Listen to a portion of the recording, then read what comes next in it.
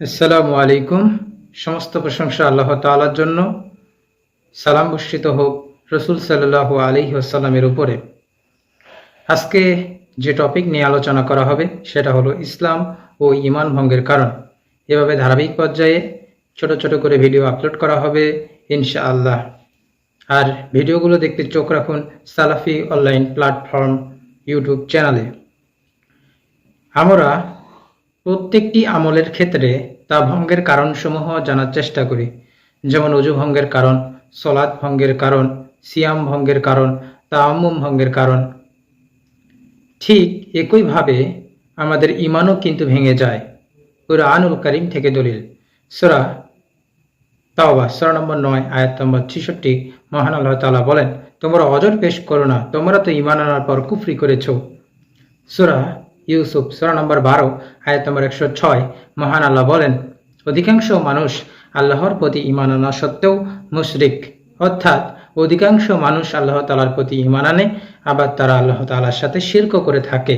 যেমন মানুষেরা মুখ দিয়ে বলে যে লা ইলাহা ইল্লাল্লাহ, আল্লাহ ছাড়া সত্য কোনো মাবুদ নেই, আবার পাশাপাশি তারা আল্লাহ তাআলার সাথে শিরক করে।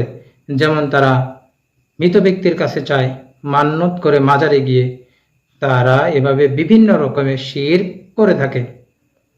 তাহলে কুরআনুল কারীম অনুযায়ী অধিকাংশ মানুষ আল্লাহ তাআলার প্রতি ঈমান আনা সত্ত্বেও মুশরিক। সূরা বাকারা সূরা নম্বর 2 আয়াত নম্বর 217। মহান আল্লাহ বলেন, আর যে তোমাদের মধ্য থেকে তার দিন থেকে ফিরে যাবে, অতঃপর কাফির অবস্থায় মৃত্যুবরণ করবে, বস্তুতে এদের আমল সমূহ দুনিয়া ও আখিরাতে বিনষ্ট হয়ে যাবে এবং তারাই আগুনের অধিবাসী, তারা সেখানে স্থায়ী হবে। তাহলে কুরআনুল কারীম থেকে আমরা বুঝতে পারছি আমাদের দিন থেকে যারা ফিরে যাবে তারা আগুনের অধিবাসী হবে এবং তাদের আমলসমূহ বিনষ্ট হয়ে যাবে, নষ্ট হয়ে যাবে। তাহলে ঈমান আনার পর ঈমান ভেঙে যায় মানুষ শিরক করার কারণে, কুফরি করার কারণে, যা আমরা কুরআনুল কারীম থেকে স্পষ্টভাবে জানতে পাচ্ছি। আর একটা কথা মনে রাখবেন যে আমল থেকে ঈমানের গুরুত্ব বেশি, তাই আমাদের সকলের উচিত ঈমান ভঙ্গের কারণসমূহ সম্পর্কে জানা। আমরা যখন আমাদের যে এই ঈমান আমাদেরকে কতদিন পর্যন্ত ধরে রাখতে হবে। আমরা যখন সলাত আদায়ের জন্য উজু করি তখন আমরা চেষ্টা করি যে আমাদের এই উজু যেন সলাত শেষ না হওয়া পর্যন্ত থাকে। ঠিক তেমনইভাবে আমরা যে এই ঈমান এনেছি, আমাদেরকে এই ঈমান কতদিন পর্যন্ত ধরে রাখতে হবে, কতদিন পর্যন্ত ধরে রাখতে হবে। সূরা হিজর সূরা নম্বর 15 আয়াত নম্বর 99। মহান আল্লাহ বলেন, আর ইয়াকিন আসা পর্যন্ত তুমি তোমার রবের ইবাদত করো। ইয়াকিন মানে হচ্ছে মৃত্যু। তাহলে আমাদের ঈমান আমাদেরকে ধরে রাখতে হবে মৃত্যু না আসা পর্যন্ত। এবার একটি প্রশ্নের সংক্ষিপ্তভাবে আমরা প্রশ্নোত্তর জানব যে আমাদের ঈমান এটা বাড়াকমা করে নাকি করে না। আমাদের ঈমান কি বাড়াকমা করে নাকি করে না? সঠিক উত্তর হচ্ছে আমাদের ঈমান এটা বাড়াকমা করে। সূরা আনফাল সূরা নম্বর 8 আয়াত নম্বর 2। মহান আল্লাহ বলেন, মুমিন তো তারাই যাদের অন্তরসমূহ কেঁপে ওঠে যখন আল্লাহকে স্মরণ করা হয়, আর যখন তাদের কাছে তার আয়াতসমূহ পাঠ করা হয় তখন তা তাদের ঈমান বৃদ্ধি করে। অর্থাৎ যখন কুরআনুল কারীমের আয়াত পাঠ করা হয় তখন তা মুমিনদের ঈমানকে বৃদ্ধি করে, মুমিনদের ঈমানকে সেটা বৃদ্ধি করে। তাহলে এই আয়াত থেকে আমরা জানলাম যে ঈমান বাড়ে। তাহলে ঈমান বাড়া কমা করে এটা অনেকগুলো হাদিস থেকে প্রমাণিত এবং কুরআনুল কারীমের আয়াত থেকেও প্রমাণিত। তাহলে আমরা বুঝলাম যে ঈমান বাড়া কমা করে। কোনো ব্যক্তি যদি অজু ভঙ্গের কারণ না জানে তাহলে তার কখনোই অজু ভাঙবে না। ঠিক তেমনইভাবে যদি কোনো ব্যক্তি সলাৎ ভঙ্গের কারণ না জানে তাহলে তার সলাতও কখনো ভাঙবে না। ঠিক একইভাবে কোনো ব্যক্তি যদি ঈমান ভঙ্গের কারণ না জানে তাহলে তার কখনো ঈমান ভাঙবে না। তার ঈমান ভেঙে গিয়ে সে মুশরিক হয়ে যাবে, কিন্তু সে বুঝতে পারবে না যে তার ঈমান ভেঙে গেছে। তাই ঈমান ভঙ্গের কারণসমূহ সম্পর্কে আমাদেরকে অবশ্যই ইলম অর্জন করতে হবে। এখন কুরআনুল কারীমের আয়াত শোনার পরেও যদি আপনাদের ঈমান বৃদ্ধি না পায় তাহলে আপনারা এটা বুঝে নেবেন যে আপনাদের অন্তরটা হচ্ছে রোগাক্রান্ত অন্তর। যেমন কোনো ব্যক্তি যখন ঘুমাতে যায় তখন সে মানুষকে বলে না যে আমার যদি টয়লেটের চাপ দেয় তাহলে আপনারা আমাকে ডেকে দিবেন, কোনো ব্যক্তিকে সেটা বলে না, কারণ তার টয়লেটে চাপ দিলে সে নিজের থেকে এটা বুঝতে পারে যে তার টয়লেটে চাপ দিয়েছে, সে তখন নিজের থেকে টয়লেট করে আসে। কিন্তু সে যদি এটা বুঝতে না পারে যে তার টয়লেট চাপ দিয়েছে এবং সে বিছানাতেই টয়লেট করে ফেলে, তাহলে বুঝতে হবে যে তার সমস্যা রয়েছে। তাকে তখন আল্লাহ তাআলার কাছে এটা কামনা করতে হবে সে যাতে সুস্থ হয়ে যায়, এবং চিকিৎসার জন্য তাকে ডাক্তারের কাছে যেতে হবে। ঠিক কোনরূপ কোনো ব্যক্তির যদি কোরআনুল কারীম এর তেলাওয়াত শোনার পরেও, কোরআনুল কারীমের আয়াত এর অর্থ বুঝে পড়ার পরেও, ইসলামিক কোনো তাফসিরুল কোরআন যেখানে কোরআনুল কারীমের সঠিক তাফসির করা হয়, এ ধরনের তাফসির শোনার পরেও যদি কোনো ব্যক্তির ঈমান বৃদ্ধি না পায়, তাহলে তার অন্তরটা হচ্ছে রোগাক্রান্ত অন্তর, তার অন্তরের চিকিৎসার প্রয়োজন। তো ইসলাম ও ঈমান ভঙ্গের কারণ আসলে অনেকগুলো। আমরা ইসলাম ও ঈমান সম্পর্কে সংক্ষিপ্তভাবে জানার চেষ্টা করি। ইসলাম হলো তাওহীদের সাথে আল্লাহর নিকট আত্মসমর্পণ, আনুগত্যের মাধ্যমে তার পরিপূর্ণ অনুসরণ এবং শিরক ও শিরকারীর সাথে সম্পর্ক ছিন্ন করা। আর কেউ ইসলামে প্রবেশ করার পর কেউ জেনে বা না জেনে এমন কোনো কাজ যদি করে ফেলে যা তাকে ইসলাম থেকে বের করে দেয়, এই কাজগুলোকে বলা হয় ইসলাম ভঙ্গের কারণ। এই কারণগুলো সম্পর্কে জানা প্রত্যেকটি মুসলমানের জন্য ওয়াজিব। নবী সাল্লাল্লাহু আলাইহি ওয়াসাল্লাম হাদিসে জিবরিল আলাইহিস সালামে ইসলামের সংজ্ঞা দিয়েছেন এভাবে: ইসলাম হচ্ছে এই, তুমি সাক্ষ্য দেবে যে মহান আল্লাহ ছাড়া প্রকৃতপক্ষে কোনো মাবুদ নেই এবং মুহাম্মদ সাল্লাল্লাহু আলাইহি ওয়াসাল্লাম আল্লাহর রাসূল। সালাত কায়েম করবে, যাকাত আদায় করবে, রমাদানের সিয়াম পালন করবে এবং যদি পথ অতিক্রম করার সামর্থ্য থাকে বাইতুল্লাহর হজ করবে। সহিহ বুখারী হাদিস নাম্বার 4777। ঈমানের সংজ্ঞায় আর তাহলে ইসলাম সম্পর্কে আমরা সংক্ষিপ্তভাবে জানলাম। এবার জানবো আমরা ঈমান সম্পর্কে। ঈমান অর্থ স্বীকৃতি প্রদান করা, মুখে স্বীকৃতি, অন্তরে বিশ্বাস ও কর্মে বাস্তবায়ন, যা আনুগত্যে বাড়ে ও পাপে কমে। ঈমানের সংজ্ঞায় আল্লাহ রাসূল সাল্লাল্লাহু আলাইহি ওয়াসাল্লাম হাদিসে জিবরিল আলাইহিস সালাম এভাবে উত্তরটা দেন যে ঈমান এই যে তুমি আল্লাহ, তার ফেরেশতাকুল, তার কিতাবসমূহ, তার প্রেরিত নবীগণ ও শেষ দিনের প্রতি ঈমান রাখবে এবং তুমি তাকদীর ও এর ভালো মন্দের প্রতিও ঈমান রাখবে। সহিহ বুখারী হাদিস নাম্বার 4777।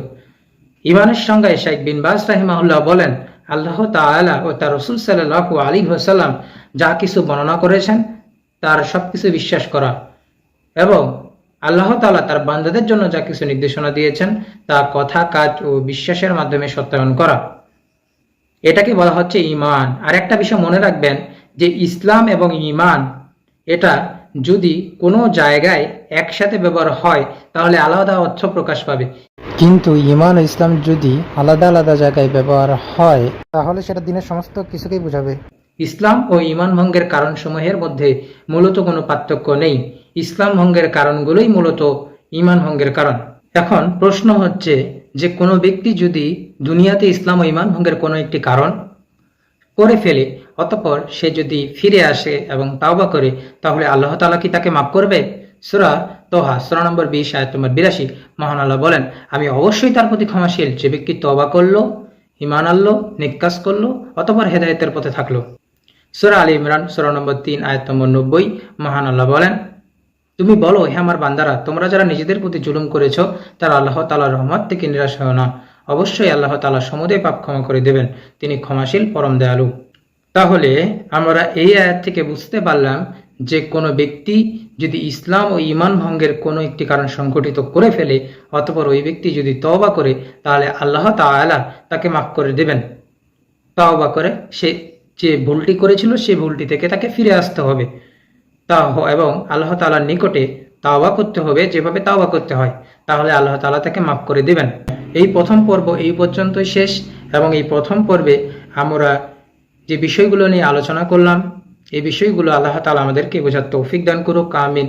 এবং এই বিষয়গুলোর মধ্যে আমরা যেটা আলোচনা করেছি সেটা হচ্ছে ইসলাম ও ঈমান ভঙ্গের কারণ জানার গুরুত্ব, ইসলাম ও ঈমান ভঙ্গের কারণগুলো আমাদের কেন জানা উচিত এবং ইসলাম কি এবং ঈমান কি, এবং দ্বিতীয় পর্বে এর পর থেকে আলোচনা করা হবে ইনশাআল্লাহ। আসসালামু আলাইকুম। সমস্ত প্রশংসা আল্লাহ তাআলার জন্য, যিনি পরম করুণাময় অসীম দয়ালু। দরুদ ও সালাম বর্ষিত হোক আমাদের প্রিয় নবীজি মুহাম্মদ সাল্লাল্লাহু আলাইহি ওয়াসাল্লামের উপরে। ইসলাম ও ঈমান ভঙ্গের কারণ দ্বিতীয় পর্বে আপনাদেরকে স্বাগতম। আপনারা দেখছেন সালাফি দাওয়া প্ল্যাটফর্ম ইউটিউব চ্যানেল। আর পূর্ববর্তী পর্বে আমি সালাফি অনলাইন প্ল্যাটফর্ম বলেছি, সেটা হবে আসলে সালাফি দাওয়া প্ল্যাটফর্ম ইউটিউব চ্যানেল। তো আলোচনা শুরু করা যাক। তো ইসলাম ও ঈমান ভঙ্গের কারণসমূহের মধ্যে প্রথম কারণটি হলো শিরক করা। আল্লাহ তাআলার সত্তা, নাম, গুণ, কর্ম এবং অধিকার, এই পাঁচটি জিনিসের সাথে শিরক করা। আর এই পাঁচটি জিনিসে যে ব্যক্তি শিরক করে সে ব্যক্তি কিন্তু মুশরিক হয়ে যায়। আর আরেকটি সংজ্ঞা এভাবে রয়েছে যে যে ব্যক্তি আল্লাহ তাআলার সাথে অন্য কাউকে অংশীদার সাব্যস্ত করে ইবাদতের মধ্যে সে শিরক করে। সূরা নিসা সূরা নম্বর 4 আয়াত নম্বর 48 মহান আল্লাহ তাআলা বলেছেন, নিশ্চয় আল্লাহ তার সাথে শরীক করাকে ক্ষমা করেন না, তাছাড়া অন্যান্য পাপ যাকে ইচ্ছা ক্ষমা করেন। সূরা মাইদা সূরা নম্বর 5 আয়াত নম্বর 72 মহান আল্লাহ তাআলা বলেছেন, অবশ্যই তারা কুফরি করেছে যারা বলেছে নিশ্চয় আল্লাহ হচ্ছে মারিয়ম পুত্র মসিহ। আর মসিহ বলেছে, হে বনি ইসরাইল, তোমরা আমার রব ও তোমাদের রব আল্লাহর ইবাদত করো। নিশ্চয় যে আল্লাহর সাথে শরীক করে তার উপর অবশ্যই আল্লাহ জান্নাত হারাম করে দিয়েছেন এবং তার ঠিকানা আগুন, আর জালিমদের কোনো সাহায্যকারী নেই। তাহলে পরিষ্কার হয়ে গেল যে শিরক করা অত্যন্ত বড় একটি গুনাহ, এবং এই গুনাহ করে যদি আপনি মারা যান তাহলে আল্লাহ তাআলা কিয়ামতের দিন আপনাকে মাফ করবেন না এবং আপনি জাহান্নামে নিক্ষিপ্ত হবেন। শিরকের একটি উদাহরণ হলো একমাত্র আল্লাহ তাআলা ব্যতীত অন্য কোনো মানুষ, হোক সে জীবিত বা মৃত অথবা জিন বা ফেরেশতার উদ্দেশ্যে জবেহ করা, আল্লাহ তাআলার ইবাদতে শিরকের অন্তর্ভুক্ত। এটা যে শিরক আর এটা যে ইবাদতের ক্ষেত্রে শিরক, এটা বোঝার জন্য আমাদেরকে কিন্তু দুটা বিষয় বুঝতে হবে। এক নম্বরে বুঝতে হবে ইবাদত কি, দুই নম্বরে বুঝতে হবে শিরক কি। তো প্রথমত আসি ইবাদত কি। ইবাদতের সংক্ষিপ্ত সংজ্ঞা হলো, ইবাদত হলো আল্লাহর জন্য পরিপূর্ণ ভক্তি, বিনয়ের সাথে চূড়ান্ত ভালোবাসা। ইবাদতের বিস্তারিত সংজ্ঞা হলো, মহান আল্লাহ ভালোবাসেন এরূপ সকল কথা, বাহ্যিক ও মানসিক কর্ম সবকিছুই ইবাদতের অন্তর্ভুক্ত। তো ইবাদত কবুলের দুইটি শর্ত রয়েছে। এক নম্বর শর্ত হলো ইবাদতটি শিরক মুক্ত হতে হবে, অর্থাৎ আপনি যে ইবাদতটি করবেন সেই ইবাদতটি শিরক মুক্ত হতে হবে। যদি আপনার ইবাদতটি শিরক মুক্ত না হয় তাহলে আল্লাহ তাআলা আপনার ইবাদতকে গ্রহণ করবেন না। সূরা জুমার সূরা নম্বর 39 আয়াত নম্বর 65 মহান আল্লাহ তাআলা বলেছেন, আর অবশ্যই তোমার কাছে এবং তোমার পূর্ববর্তীদের কাছে ওহী পাঠানো হয়েছে যে তুমি শিরক করলে তোমার কর্ম নিষ্ফল হবেই, আর অবশ্যই তুমি ক্ষতিগ্রস্তদের অন্তর্ভুক্ত হবে। সূরা আনাম সূরা নম্বর 6 আয়াত নম্বর 88 মহান আল্লাহ তাআলা বলেছেন, আর যদি তারা শিরক করত তবে তারা যা আমল করছিল তা অবশ্যই বরবাদ হয়ে যেত। তাহলে ইবাদত করতে হবে শিরক মুক্ত, ইখলাসের সাথে, কেবলমাত্র আল্লাহকে সন্তুষ্ট করার জন্য। দ্বিতীয়ত, আপনারা যে ইবাদত করবেন সেই ইবাদতটি রাসূল সাল্লাল্লাহু আলাইহি ওয়াসাল্লামের পদ্ধতি অনুযায়ী হতে হবে। যদি রাসূল সাল্লাল্লাহু আলাইহি ওয়াসাল্লামের পদ্ধতি অনুযায়ী না হয় তাহলে কিন্তু আপনার ইবাদতটি গ্রহণ হবে না। সূরা মুহাম্মদ সূরা নম্বর 47 আয়াত নম্বর 33 মহান আল্লাহ তাআলা বলেছেন, হে মুমিনগণ, তোমরা আল্লাহর আনুগত্য করো এবং রাসূলের আনুগত্য করো, আর তোমরা তোমাদের আমলসমূহ বিনষ্ট করো না। সহিহ বুখারী হাদিস নম্বর 2697, মিশকাত হাদিস নম্বর 140। আম্মাজান আয়েশা রাদিয়াল্লাহু তাআলা আনহা থেকে বর্ণিত, আল্লাহ রাসূল সাল্লাল্লাহু আলাইহি ওয়াসাল্লাম বলেছেন, যে ব্যক্তি আমাদের এই ধর্মে নতুন কিছু উদ্ভাবন করেছে যা এতে নেই তা প্রত্যাখ্যাত। তাহলে ইবাদত কবুলের দুইটি মৌলিক শর্ত হচ্ছে, ইবাদতটি শিরক মুক্ত হতে হবে, কেবলমাত্র আল্লাহ তাআলার জন্য হতে হবে একনিষ্ঠভাবে, আর ইবাদতটি আল্লাহ রাসূল সাল্লাল্লাহু আলাইহি ওয়াসাল্লামের পদ্ধতি অনুযায়ী হতে হবে, নতুবা ইবাদত গ্রহণযোগ্য হবে না। এবার আসি ইবাদতের প্রকারভেদ। ইবাদতের প্রকার সমূহের মধ্য থেকে কোনো একটি ইবাদত একমাত্র আল্লাহ ছাড়া অন্য কারো উদ্দেশ্যে করলে ওই ব্যক্তি মুশরিক হয়ে যাবে। চাই তা গাছ, মানুষ, পশু, পাখি, জীবিত বা মৃত, যাই হোক না কেন, কোনো একটি ইবাদত একমাত্র আল্লাহ ছাড়া অন্য কারো উদ্দেশ্যে করলেই ওই ব্যক্তি মুশরিক হয়ে যাবে। সূরা আনাম সূরা নম্বর 6 আয়াত নম্বর 51 মহান আল্লাহ তাআলা বলেছেন, বলো এসো তোমাদের উপর তোমাদের রব যা হারাম করেছেন তা তিলাওয়াত করি যে তোমরা তার সাথে কোনো কিছুকে শরীক করবে না। তাহলে আল্লাহ তাআলার সাথে ইবাদতে অন্য কাউকে শরীক করতে আল্লাহ তাআলা হারাম করে দিয়েছেন, শিরক করা যাবে না। ইবাদতকে সালফে সালিহিনগণ বিভিন্ন ভাগে ভাগ করেছেন, তার মধ্যে একটি ভাগ আমি আপনাদের সামনে পেশ করব ইনশাআল্লাহ। এক নম্বর হচ্ছে কালবি ইবাদত, অর্থাৎ যে ইবাদতগুলো কালব দ্বারা করা হয়, যেমন ইখলাস, তাওয়াক্কুল, আল্লাহ তাআলাকে ভালোবাসা, নবী সাল্লাল্লাহু আলাইহি ওয়াসাল্লামকে ভালোবাসা, আল্লাহ তাআলার জন্য কাউকে ভালোবাসা, সবর করা, নিয়ত করা। অপরদিকে যেগুলো নিষিদ্ধ, যেমন রিয়া, হিংসা করা, আল্লাহর রহমত থেকে নিরাশ হওয়া ইত্যাদি। দুই, মৌখিক ইবাদত, অর্থাৎ যে ইবাদতগুলো মুখ দ্বারা করা হয়, যেমন ইমানের সাক্ষ্য দেয়া, সৎ কাজে আদেশ করা, অসৎ কাজে মানুষকে নিষেধ করা, জিকির করা, সালাম দেয়া। অপরদিকে যেগুলো নিষিদ্ধ, যেমন বিদাতি কথা বলা, মানুষকে গালি দেয়া, মানুষকে অপবাদ দেয়া, মানুষের ব্যাপারে চুগলখড়ি করা, মিথ্যা কথা বলা, আল্লাহ রসুলের নামে মিথ্যা হাদিস বয়ান করা ইত্যাদি, এগুলো থেকে বেঁচে থাকা হচ্ছে ইবাদত। 3 নম্বর হচ্ছে আমল ইবাদত। কাল্প ও মুখ ছাড়া অন্যান্য অঙ্গের মাধ্যমে যে ইবাদতগুলো করা হয় সেটাকে বলা হয় আমল ইবাদত। যেমন হজ করা, সালাত আদায় করা, জাকাত প্রদান করা, তাওয়াফ করা ইত্যাদি। অপরদিকে যেগুলো নিষিদ্ধ, যেমন মানুষ হত্যা করা, ঘুষ খাওয়া, সুদ খাওয়া, মদ পান করা ইত্যাদি। ইবাদতের স্বরূপ অর্থাৎ ইবাদত মানুষের অন্তরের অবস্থা, তার সকল কথা কর্ম সবকিছুকেই অন্তর্ভুক্ত করে। একজন মুসলিম মহান আল্লাহকে ভালোবেসে তার সন্তুষ্টির উদ্দেশ্যে যত কিছু করে সবাই মহান আল্লাহ তাআলার ইবাদত। কোনো কথা বলবে তা আল্লাহ তাআলার জন্য, কোনো কথা বলা পরিহার করবে তাও আল্লাহ তাআলার জন্য, কোনো কাজ করবে তা আল্লাহ তাআলার জন্য, কোনো কাজ করা পরিহার করবে তাও আল্লাহ তাআলার জন্য। তার জীবনের সমস্ত কিছুই হবে আল্লাহ তাআলার জন্য, এমনকি তার মৃত্যু হবে আল্লাহ তাআলার জন্য। ইসলামে এটি হচ্ছে ইবাদতের স্বরূপ। সূরা আন-নাম সূরা নম্বর 6 আয়াত নম্বর 162 থেকে 163 মহান আল্লাহ তাআলা বলেছেন, বলো নিশ্চয় আমার সালাত, আমার কুরবানি, আমার জীবন, আমার মৃত্যু আল্লাহর জন্য, যিনি সকল সৃষ্টির রব, তার কোনো শরীক নেই। যেমন ইলম অন্বেষণ করা, পরিবারের জন্য খরচ নির্বাহ করা, রাস্তা থেকে কষ্টদায়ক বস্তু সরিয়ে ফেলা, নির্ধারিত জাকাত আদায় করা, সাওম পালন করা ইত্যাদি মহান আল্লাহ তাআলার ইবাদতের অন্তর্ভুক্ত। সহিহ বুখারী হাদিস নাম্বার 2989, আবু হুরায়রা রাদিয়াল্লাহু তাআলা আনহু হতে বর্ণিত, আল্লাহ রাসূল সাল্লাল্লাহু আলাইহি ওয়াসাল্লাম বলেছেন, প্রত্যেক ব্যক্তির শরীরের প্রত্যেকটি গ্রন্থির উপর প্রতিদিনের সাদকা ধার্য রয়েছে। দু ব্যক্তির মাঝে ইনসাফ করে দেওয়া একটি সাদকা, কোনো ব্যক্তিকে সাওয়ারির উপর আরোহণে সাহায্য করা অথবা তার মালামাল সাওয়ারির উপরে তুলে দেওয়া একটি সাদকা। তিনি আরও বলেন, সকল প্রকার ভালো কথাই এক একটি সাদকা। সালাত আদায়ের জন্য মসজিদে যেতে যতটি পদক্ষেপ ফেলা হয় তার প্রতিটিই এক একটি সাদকা, এবং রাস্তা থেকে কষ্টদায়ক বস্তু অপসারণ করাও একটি সাদকা।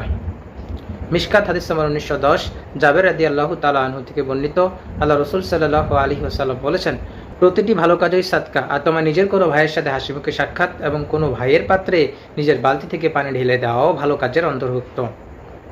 সহিহ মুসলিমের হাদিস, আবু জার রাদিয়াল্লাহু তাআলা আনহু থেকে বর্ণিত হাদিসে এসেছে, নবী সাল্লাল্লাহু আলাইহি ওয়াসাল্লামের কিছু সংখ্যক সাহাবী তার কাছে এসে বললেন, হে আল্লাহর রাসূল, ধন সম্পদের মালিকেরা তো সব সওয়াব নিয়ে নিচ্ছে, কেননা আমরা যেভাবে সালাত আদায় করি তারাও সেভাবে সালাত আদায় করে, আমরা যেভাবে সিয়াম পালন করি তারাও সেভাবে সিয়াম পালন করে, কিন্তু তারা তাদের অতিরিক্ত সম্পদ দান করে সওয়াব লাভ করছে, অথচ আমাদের পক্ষে তা সম্ভব হচ্ছে না।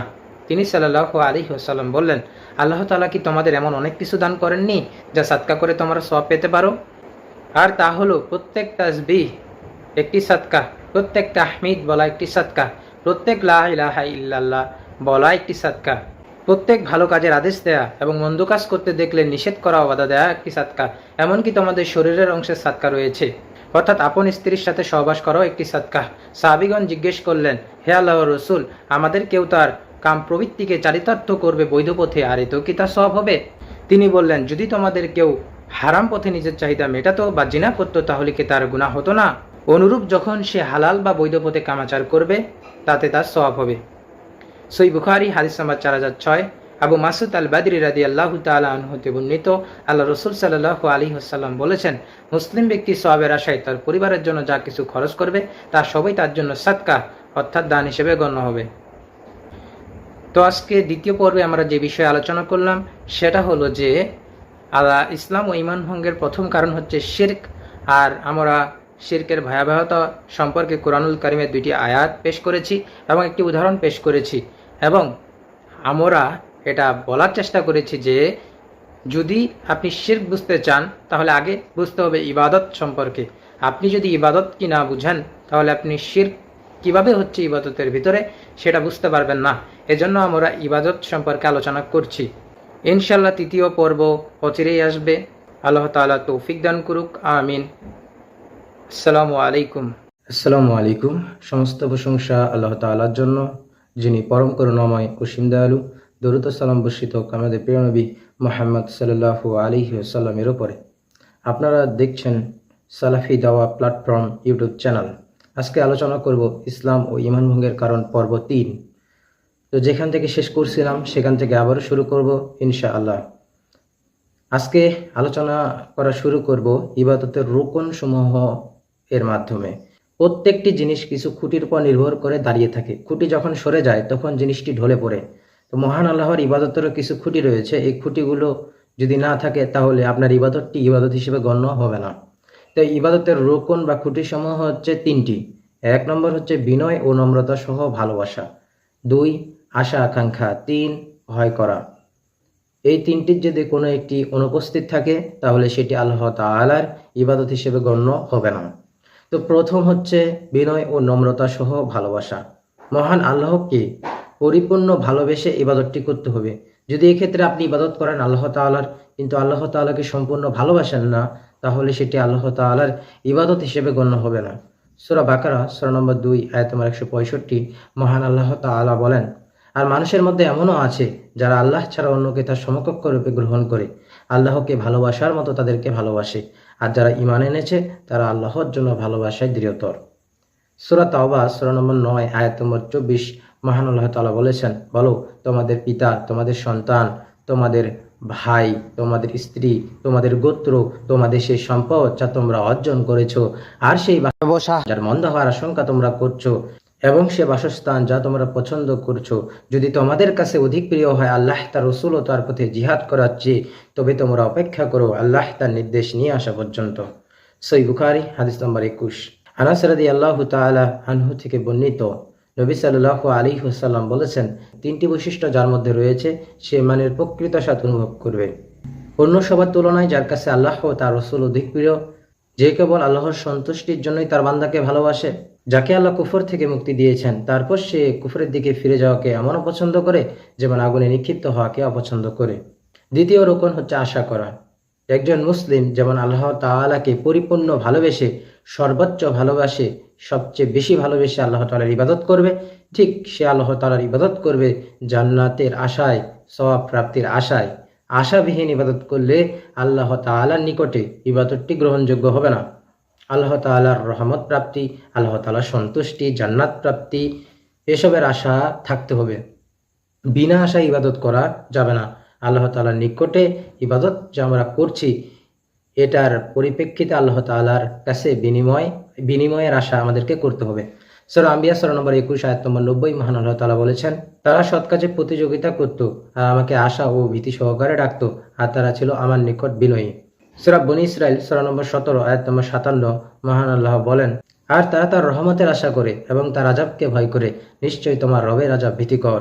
জাবের রাদিয়াল্লাহু তাআলা আনহু হতে বর্ণিত, তিনি বলেন, আল্লাহ রাসূল সাল্লাল্লাহু আলাইহি ওয়াসাল্লামের মৃত্যুর 3 দিন পূর্বে তাকে আমি এই কথা বলতে শুনেছি যে তোমাদের সকলেই যেন আল্লাহর প্রতি উত্তম ধারণা পোষণরত অবস্থায় মারা যায়।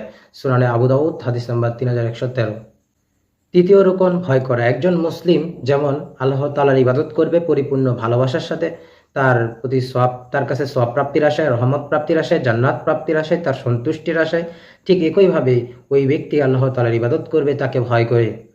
জাহান্নামের আযাব থেকে বাঁচার জন্য সে ইবাদত করবে, সে আল্লাহ তাআলার নিকটে জাহান্নাম থেকে বাঁচার জন্য আশ্রয় চাইবে, সে আল্লাহ তাআলার ভয়ে আল্লাহ তাআলার ইবাদত করবে। সূরা ফাতির সূরা নম্বর 35 আয়াত নম্বর 28 মহান আল্লাহ তাআলা বলেছেন, বান্দাদের মধ্যে কেবল জ্ঞানীরাই আল্লাহকে ভয় করে। সুনানে আবু দাউদ হাদিস নাম্বার 2389 এবং সহিহ মুসলিমের হাদিস আম্মা জান আয়েশা রাদিয়াল্লাহু তাআলা আনহা থেকে বর্ণিত, রাসূল সাল্লাল্লাহু আলাইহি ওয়াসাল্লাম বলেছেন, আল্লাহর শপথ, আমার আশা, আমি আল্লাহকে তোমাদের চেয়ে সর্বাধিক ভয় করি। শেখ সালিহ ইবনে ফাউজান আল ফাউজান হাফিজাহুল্লাহ বলেন, যে ব্যক্তি শুধু ভালোবাসা সহকারে আল্লাহর ইবাদত করে সে সুফি, যে ব্যক্তি শুধু আশা নিয়ে আল্লাহর ইবাদত করে সে মুরজিয়াহ, আর যে ব্যক্তি শুধু ভয় ভীতি নিয়ে আল্লাহর ইবাদত করে সে খারেজি। অপরদিকে যে ব্যক্তি ভালোবাসা, ভয় এবং আশা নিয়ে আল্লাহর ইবাদত করবে সে মুমিন এবং তাওহীদপন্থী। এখানে প্রথম যে কথাটি, যে ব্যক্তি শুধু ভালোবাসা সহকারে আল্লাহর ইবাদত করে সে সুফি।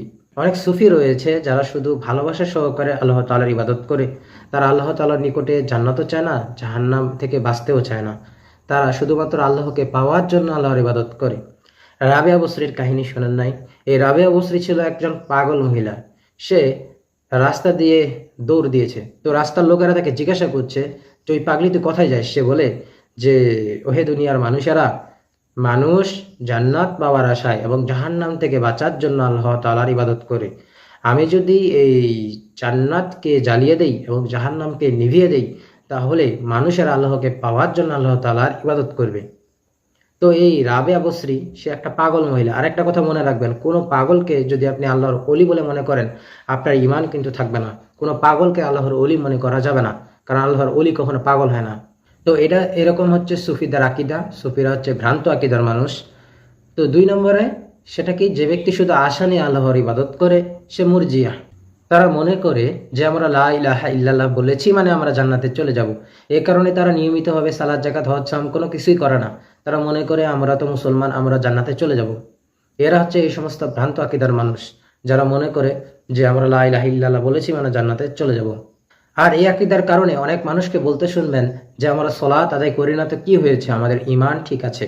সূরা বাকারা সূরা নম্বর 2 আয়াত নম্বর 143 আল্লাহ তাআলা এই আয়াতে সালাতকে ঈমান বলেছেন।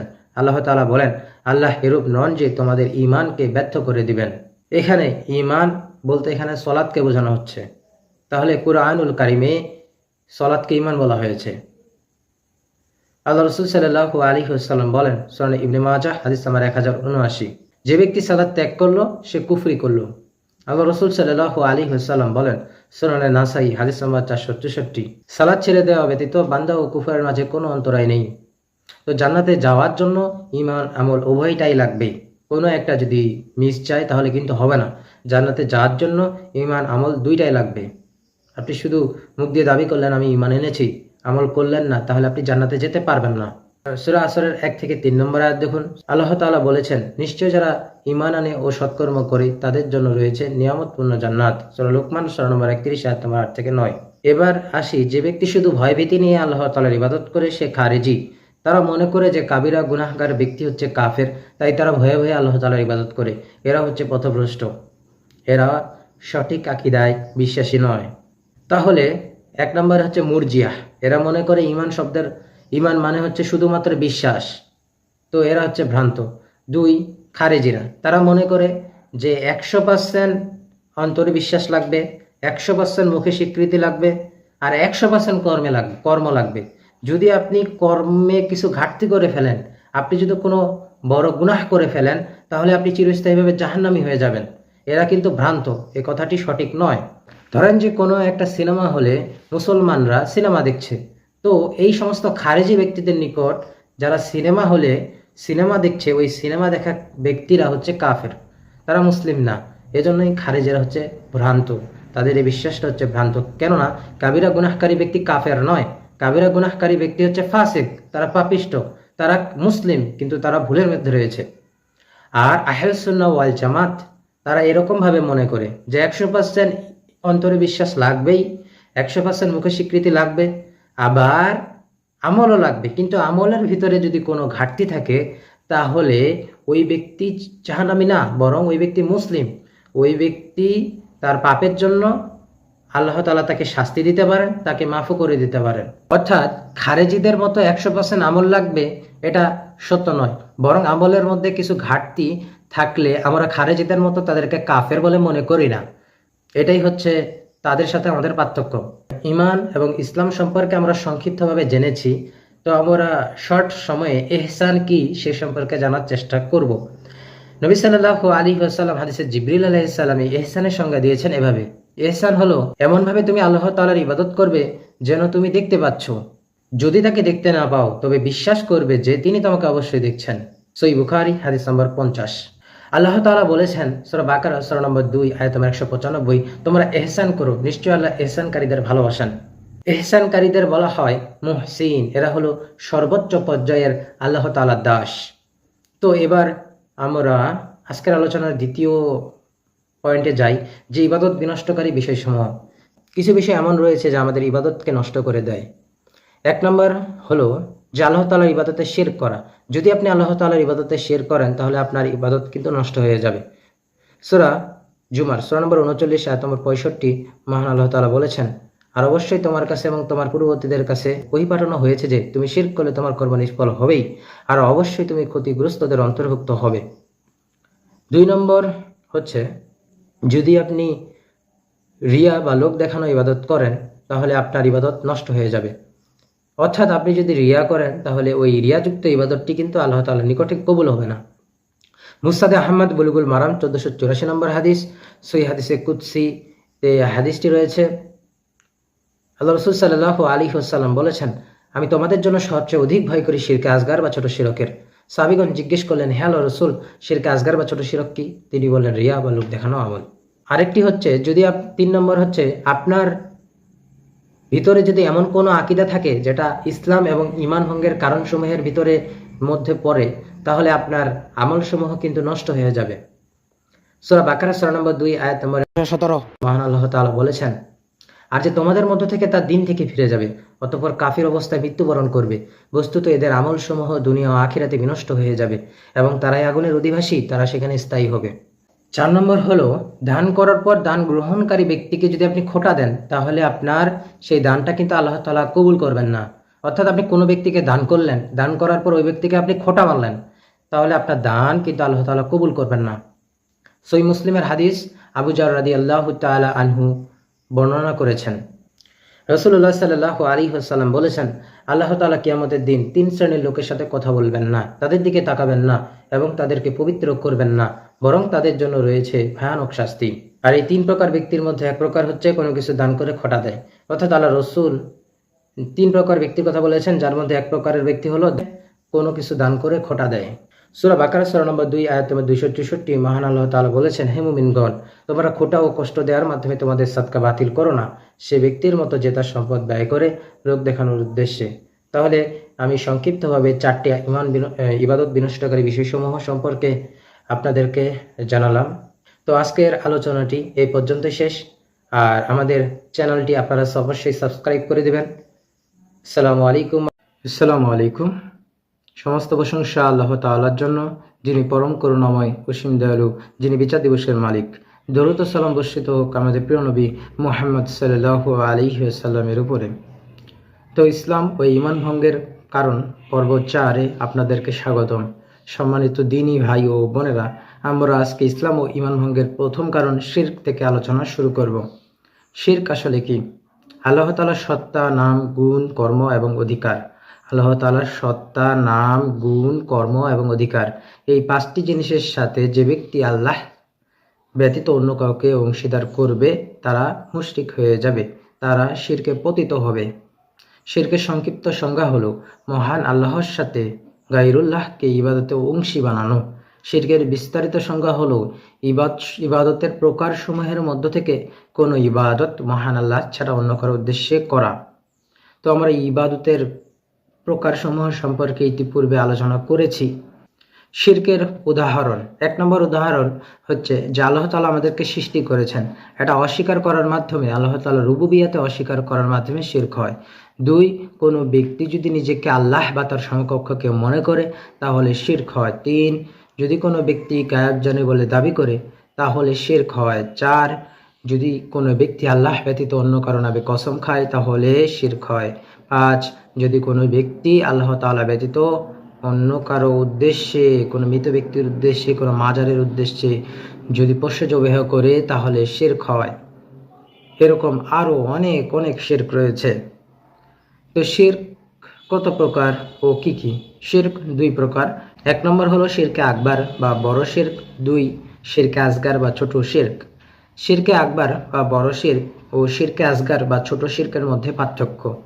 1 নম্বর পার্থক্য হলো শিরকে আকবার বা বড় শিরক যে ব্যক্তি করে তার জন্য আল্লাহ তাআলা জান্নাতকে হারাম করে দিয়েছেন। অর্থাৎ শিরকে আকবারকারী ব্যক্তি যদি শিরকে আকবার করে মারা যায়, সে দুনিয়াতে তওবা করে ঈমান নিয়ে তওবা করে ফিরে আসেনি, এই অবস্থায় কোনো ব্যক্তি যদি মারা যায় তাহলে আল্লাহ তাআলা শিরকে আকবারকারী এই ব্যক্তিকে কখনোই ক্ষমা করবে না। অপরদিকে শিরকে আসগার বা ছোট শিরককারী ব্যক্তি, সে কাবিরা গুনাহগার, সে শিরকে আসগারের কারণে সে চিরস্থায়ীভাবে জাহান্নামবাসী হবে না।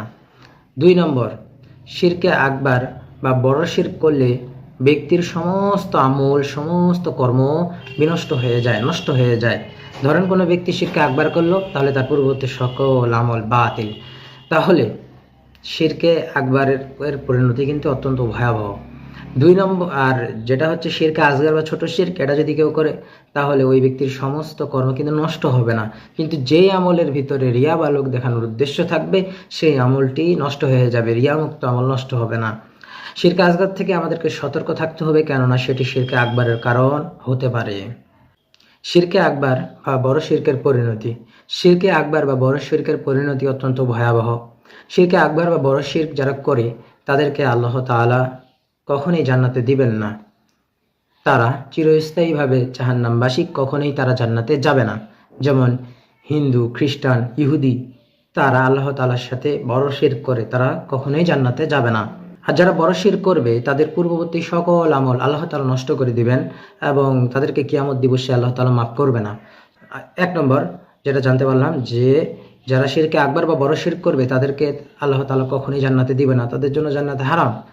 সূরা মাইদা সূরা নম্বর 5 আয়াত নম্বর 72 মহান আল্লাহ তাআলা বলেছেন, নিশ্চয় যে আল্লাহর সাথে শরীক করে তার উপর অবশ্যই আল্লাহ জান্নাত হারাম করে দিয়েছেন এবং তার ঠিকানা আগুন, আর জালিমদের কোনো সাহায্যকারী নেই।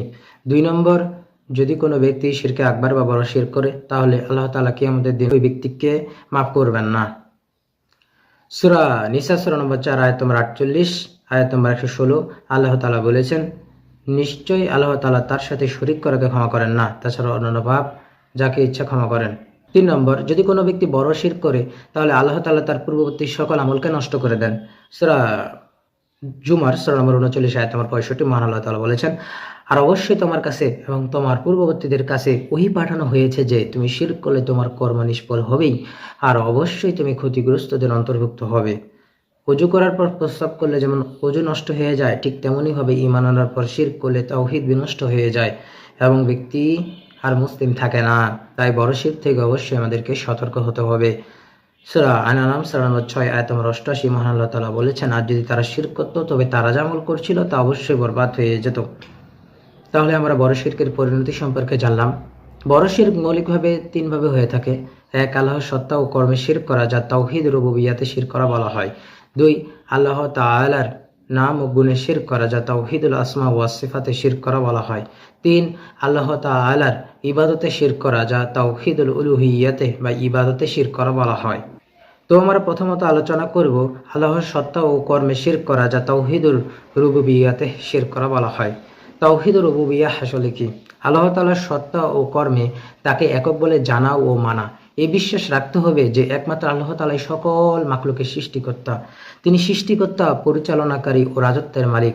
তার নাম ও গুণাবলীতে কোনো শরীক নেই। তিনি জীবন দানকারী, তিনি মৃত্যু দানকারী। তিনি আমাদের অসুস্থ হলে তিনি আমাদেরকে সুস্থ দানকারী। আকাশ থেকে বৃষ্টি বর্ষণকারী হচ্ছেন একমাত্র আল্লাহ তাআলা, আমাদের রিজিক দাতা।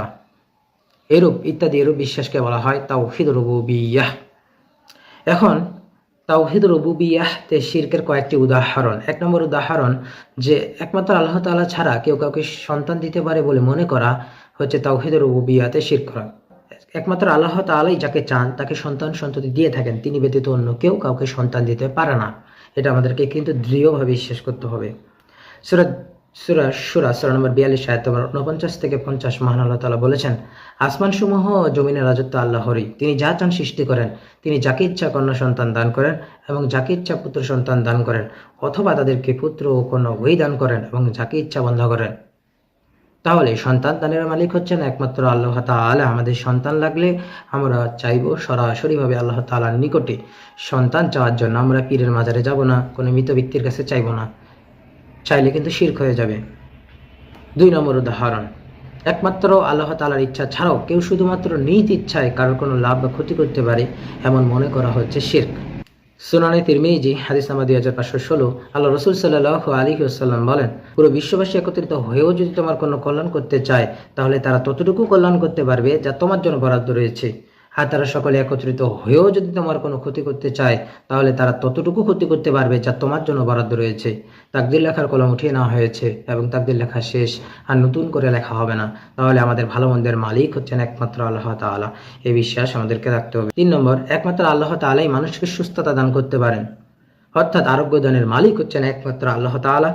এর প্রতি আমাদেরকে দৃঢ় বিশ্বাস রাখতে হবে। সূরা আশ-শুআরা সূরা নম্বর 26 আয়াত নম্বর 80, আর যখন আমি অসুস্থ হই তখন তিনি আমাকে আরোগ্য দেন। আরোগ্য দানের মালিক, তাহলে আমরা বুঝতে পারলাম যে একমাত্র আল্লাহ তাআলা।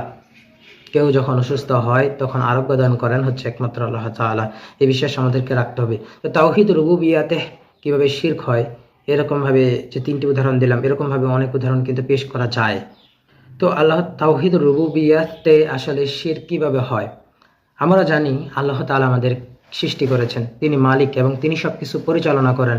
তিনি জীবন দানকারী, মৃত্যু দানকারী, তিনি আমাদের রিজিক দানকারী, অসুস্থ হলে তিনি আমাদেরকে সুস্থতা দান করেন, তিনি আকাশ থেকে বৃষ্টি বর্ষণ করেন। যদি কোনো ব্যক্তি এই বিষয়গুলোকে অস্বীকার করে, তাহলে ওই ব্যক্তি হচ্ছে আল্লাহ তাআলার রুবুবিয়াতে অস্বীকার করার মাধ্যমে শিরকারী ব্যক্তি। তো আজকের এই ভিডিওটি এ পর্যন্তই শেষ।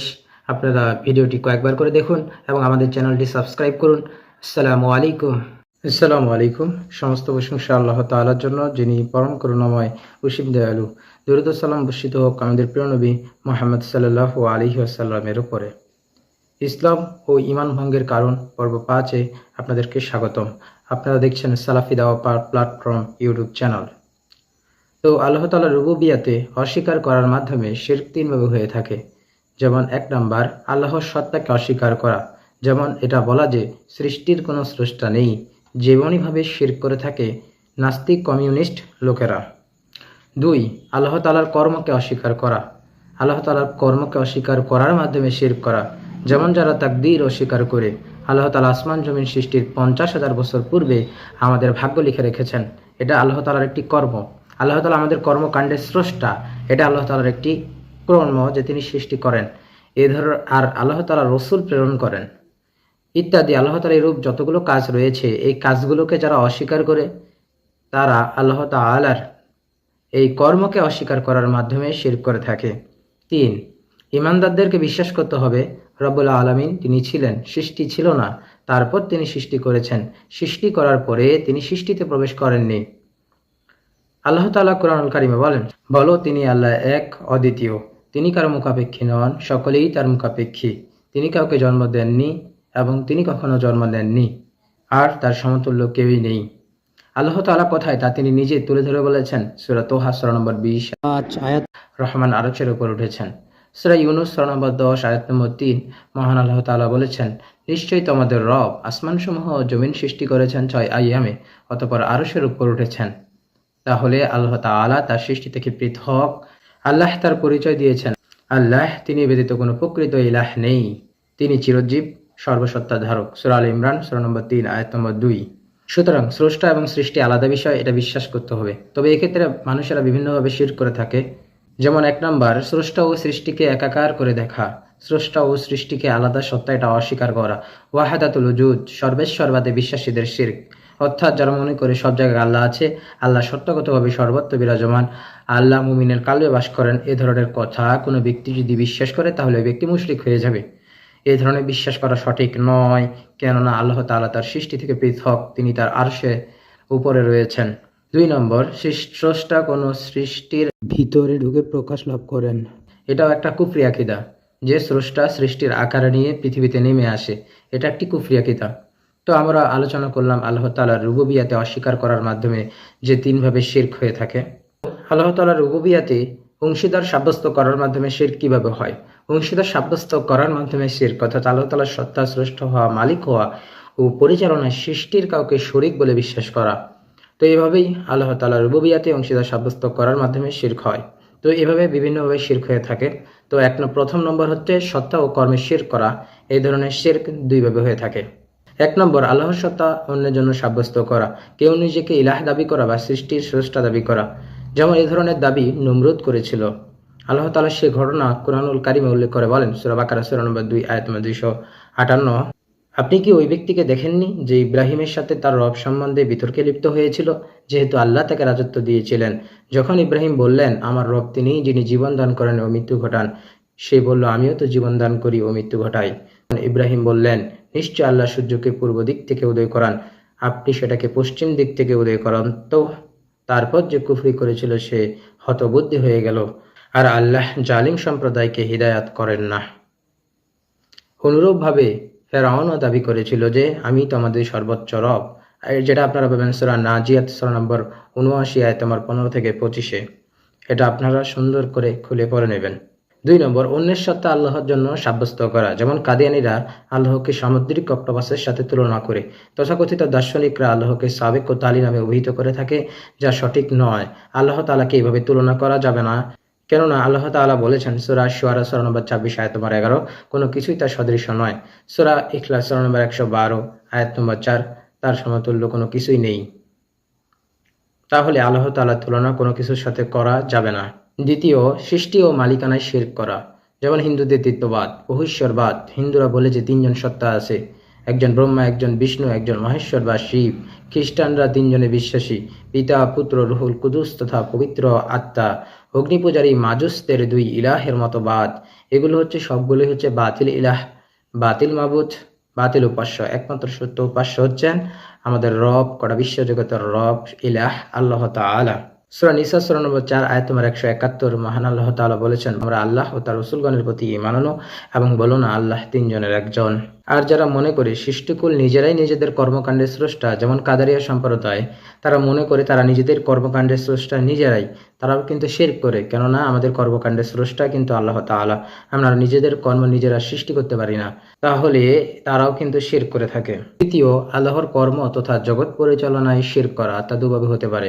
এক, জাগতিক কর্মকাণ্ডে অন্য কাউকে শরীক করা, অর্থাৎ যারা মনে করে জগৎ পরিচালনায় আল্লাহ ছাড়া অন্য কারো কর্তৃত্ব রয়েছে, যেমন ইব্রাহিম আলাইহিস সালামের কওম তারকার মাধ্যমে জগৎ পরিচালিত হচ্ছে বলে বিশ্বাস করত। আবার অনেকে মনে করে যে পৃথিবীর চার কোণে চার কুতুব রয়েছে, তারা পৃথিবী নিয়ন্ত্রণ করে। আবার অনেকে মনে করে পৃথিবীর চার কোণে গাউস, কুতুব, আতাত, আবতাল আছে, এরা পৃথিবী নিয়ন্ত্রণ করে। এগুলো কিন্তু সবগুলোই শিরক আকীদা। আর অনেকে মনে করে জগতের কোনো কোনো বিষয়ে বিশেষ বিশেষ জিনিসের নিজস্ব প্রভাব রয়েছে, আর সারা এই প্রভাবের উপরে বিশ্বাসী। যেমন তারা মনে করে তারকার প্রভাব রয়েছে, তারা মনে করে তাবিজের প্রভাব রয়েছে, নিজস্ব প্রভাব রয়েছে, এরকম মনে করলে কিন্তু শিরক হয়ে যাবে। আবার অনেকে সূর্যে মঙ্গল রয়েছে মনে করে, আর সেই মঙ্গল পাওয়ার জন্য তারা মঙ্গল শোভাযাত্রা করে, তারাও কিন্তু শিরক করে থাকে। আল্লাহ তাআলার কাজ হচ্ছে আপনাকে রিজিক দেওয়া, আপনার ভালো কিছু করে দেওয়া, আপনাকে ভালো, আপনার কোনো মন্দ বা ভালো করা, আপনার কোনো বিপদে সাহায্য করা, আপনি অসুস্থ হলে আপনাকে সুস্থতা দান করা, আর আপনি যদি, আর আপনার সন্তান না হলে আপনাকে সন্তান দেওয়া। আপনি যদি এই সমস্ত কাজগুলো অন্য কারো রয়েছে বলে বিশ্বাস করেন, তাহলে কিন্তু আপনি শিরক করে ফেলবেন। দুই, শারঈ বিধান বা আল্লাহর শরীয়তগত কর্মকাণ্ডে অন্য কাউকে শরীক সাব্যস্ত করা, যেমন যারা মনে করে জগতে আল্লাহর বিধানের সাথে অন্য বিধান সমপর্যায়ের। দুই, আল্লাহর বিধান বিরোধী বিধান প্রবর্তনের অধিকার কারো রয়েছে। তিন, আল্লাহ যা বিধান দিয়েছেন তা অন্য কারো পক্ষ থেকে দেওয়ার অধিকার রয়েছে। আর যদি এরকম মনে করে, তাহলে কিন্তু তারা আল্লাহ তাআলার শারঈ বিধানে শিরক করে থাকে। তাহলে আজকে আমরা যে বিষয়গুলো নিয়ে আলোচনা করলাম, যে তাওহীদ ও রুবুবিয়্যাতে অস্বীকার করার মাধ্যমে শিরক হয় মূলত তিনভাবে। প্রথমটা আলোচনা করলাম যে আল্লাহর অস্তিত্বকে অস্বীকার করা, যে কোনো সত্তাই নেই। যারা 2 নম্বরে আলোচনা করলাম আল্লাহর কর্মকে অস্বীকার করা। 3 নম্বরে আমরা আলোচনা করলাম ওয়াহদাতুল ওজুদ। তারপরে আলোচনা করেছি যে আল্লাহ তাআলা কোনো সৃষ্টির আকারে পৃথিবীতে নেমে আসেন না। তারপরে আলোচনা করা হলো যে অংশীদার করার মাধ্যমে কিভাবে শিরক হয়। আল্লাহ তাআলা সত্তা, মালিক হওয়া, পরিচালনায় সৃষ্টির কাউকে অংশীদার মনে করা যাবে না। তারপরে হচ্ছে সৃষ্টি ও মালিকানায় শিরক করা যাবে না শারঈ বিধানে। আল্লাহ তাআলা হুকুমদাতা, এই গুণের সাথে শিরক করা যাবে না। আমরা আলোচনা করলাম তারপরে যে জগৎ পরিচালনায় কিভাবে শিরক হয়, আল্লাহ তাআলার শারঈ বিধানের সাথে কিভাবে শিরক হয়। তো বিষয়গুলো আপনারা পুনরায় দেখবেন। আজকের ভিডিওটি এই পর্যন্ত শেষ। আসসালামু আলাইকুম। আসসালামু আলাইকুম। সমস্ত প্রশংসা আল্লাহ তাআলার জন্য, যিনি পরম করুণাময় অসীম দয়ালু। সালাম বর্ষিত হোক প্রিয় নবীজি মুহাম্মদ সাল্লাল্লাহু আলাইহি ওয়াসাল্লামের উপরে। ইসলাম ও ঈমান ভঙ্গের কারণ পর্ব 6-এ আপনাদেরকে স্বাগতম। আমরা আলোচনা করছিলাম যে আল্লাহ তাআলা রুবুবিয়াতে কিভাবে শিরক হয়, এটা আলোচনা করে ফেলেছি। এবার এই পর্বে আলোচনা করব আল্লাহ তাআলার অধিকারে বা ইবাদতে শিরক করা, যেটাকে আমরা বলি তাওহীদুল উলুহিয়াতে শিরক করা। তো তাওহীদুল উলুহিয়া এটা আসলে কি? উলুহিয়াই হলো ইবাদত। শরীয়ত সম্মত নৈকট্য অর্জনের জন্য বান্দা যে সকল ইবাদত করে তা কেবলমাত্র এক আল্লাহ তাআলার জন্য নির্দিষ্ট করাই হলো তাওহীদুল উলুহিয়া। যেমন দোয়া, মান্নত, ভয় করা, আশা আকাঙ্ক্ষা, কুরবানি করা ইত্যাদি মহান আল্লাহর ইবাদতের অন্তর্ভুক্ত। সমস্ত নবী রসুলগণের দাওয়াতের মূল প্রতিপাদ্য বিষয় ছিল এই তাওহীদ উলুহিয়া। অর্থাৎ সমস্ত নবী এবং রসুল পৃথিবীতে তাওহীদুল উলুহিয়া দাওয়াত তারা দিয়েছেন। আল্লাহ তাআলা কুরআনুল কারীমে বলেন, সূরা নাহল সূরা নম্বর 16 আয়াত নম্বর 34, আমি প্রত্যেক উম্মতের মধ্যেই রসুল প্রেরণ করেছি এ মর্মে যে তোমরা আল্লাহর ইবাদত করো এবং তাগুত থেকে নিরাপদ থাকো। সূরা আম্বিয়া সূরা নম্বর 21 আয়াত নম্বর 25 মহান আল্লাহ বলেছেন, আর তোমার পূর্বে এমন কোন রসুল আমি পাঠাইনি যার প্রতি আমি এই ওহী নাজিল করিনি যে আমি ছাড়া সত্য কোনো ইলাহ নেই, সুতরাং তোমরা আমার ইবাদত করো। আল্লাহ তার রসুলকে বলতে বলছেন, বলুন আমি নিষ্ঠার সাথে আল্লাহর ইবাদত করতে আদিষ্ট হয়েছি। সূরা জুমার সূরা নম্বর 39 আয়াত নম্বর 11। আল্লাহ তাআলার হক হচ্ছে যে বান্দা কেবলমাত্র তার ইবাদত করবে, কেননা আল্লাহ তাআলা মানুষ ও জিনকে সৃষ্টি করেছেন কেবলমাত্র তার ইবাদতের জন্যই। সূরা জারিয়াত সূরা নম্বর 51 আয়াত নম্বর 56 মহান আল্লাহ তাআলা বলেছেন, আর আমি জিন ও মানব জাতিকে কেবল আমার ইবাদতের জন্যই সৃষ্টি করেছি। তাহলে আল্লাহ তাআলা আমাদেরকে সৃষ্টি করেছেন তার ইবাদতের জন্যই। এবার আমরা সংক্ষিপ্তভাবে জানবো লা ইলাহা ইল্লাল্লাহ এর অর্থ, এর রুকন, ওয়াজিব বিষয়গুলো।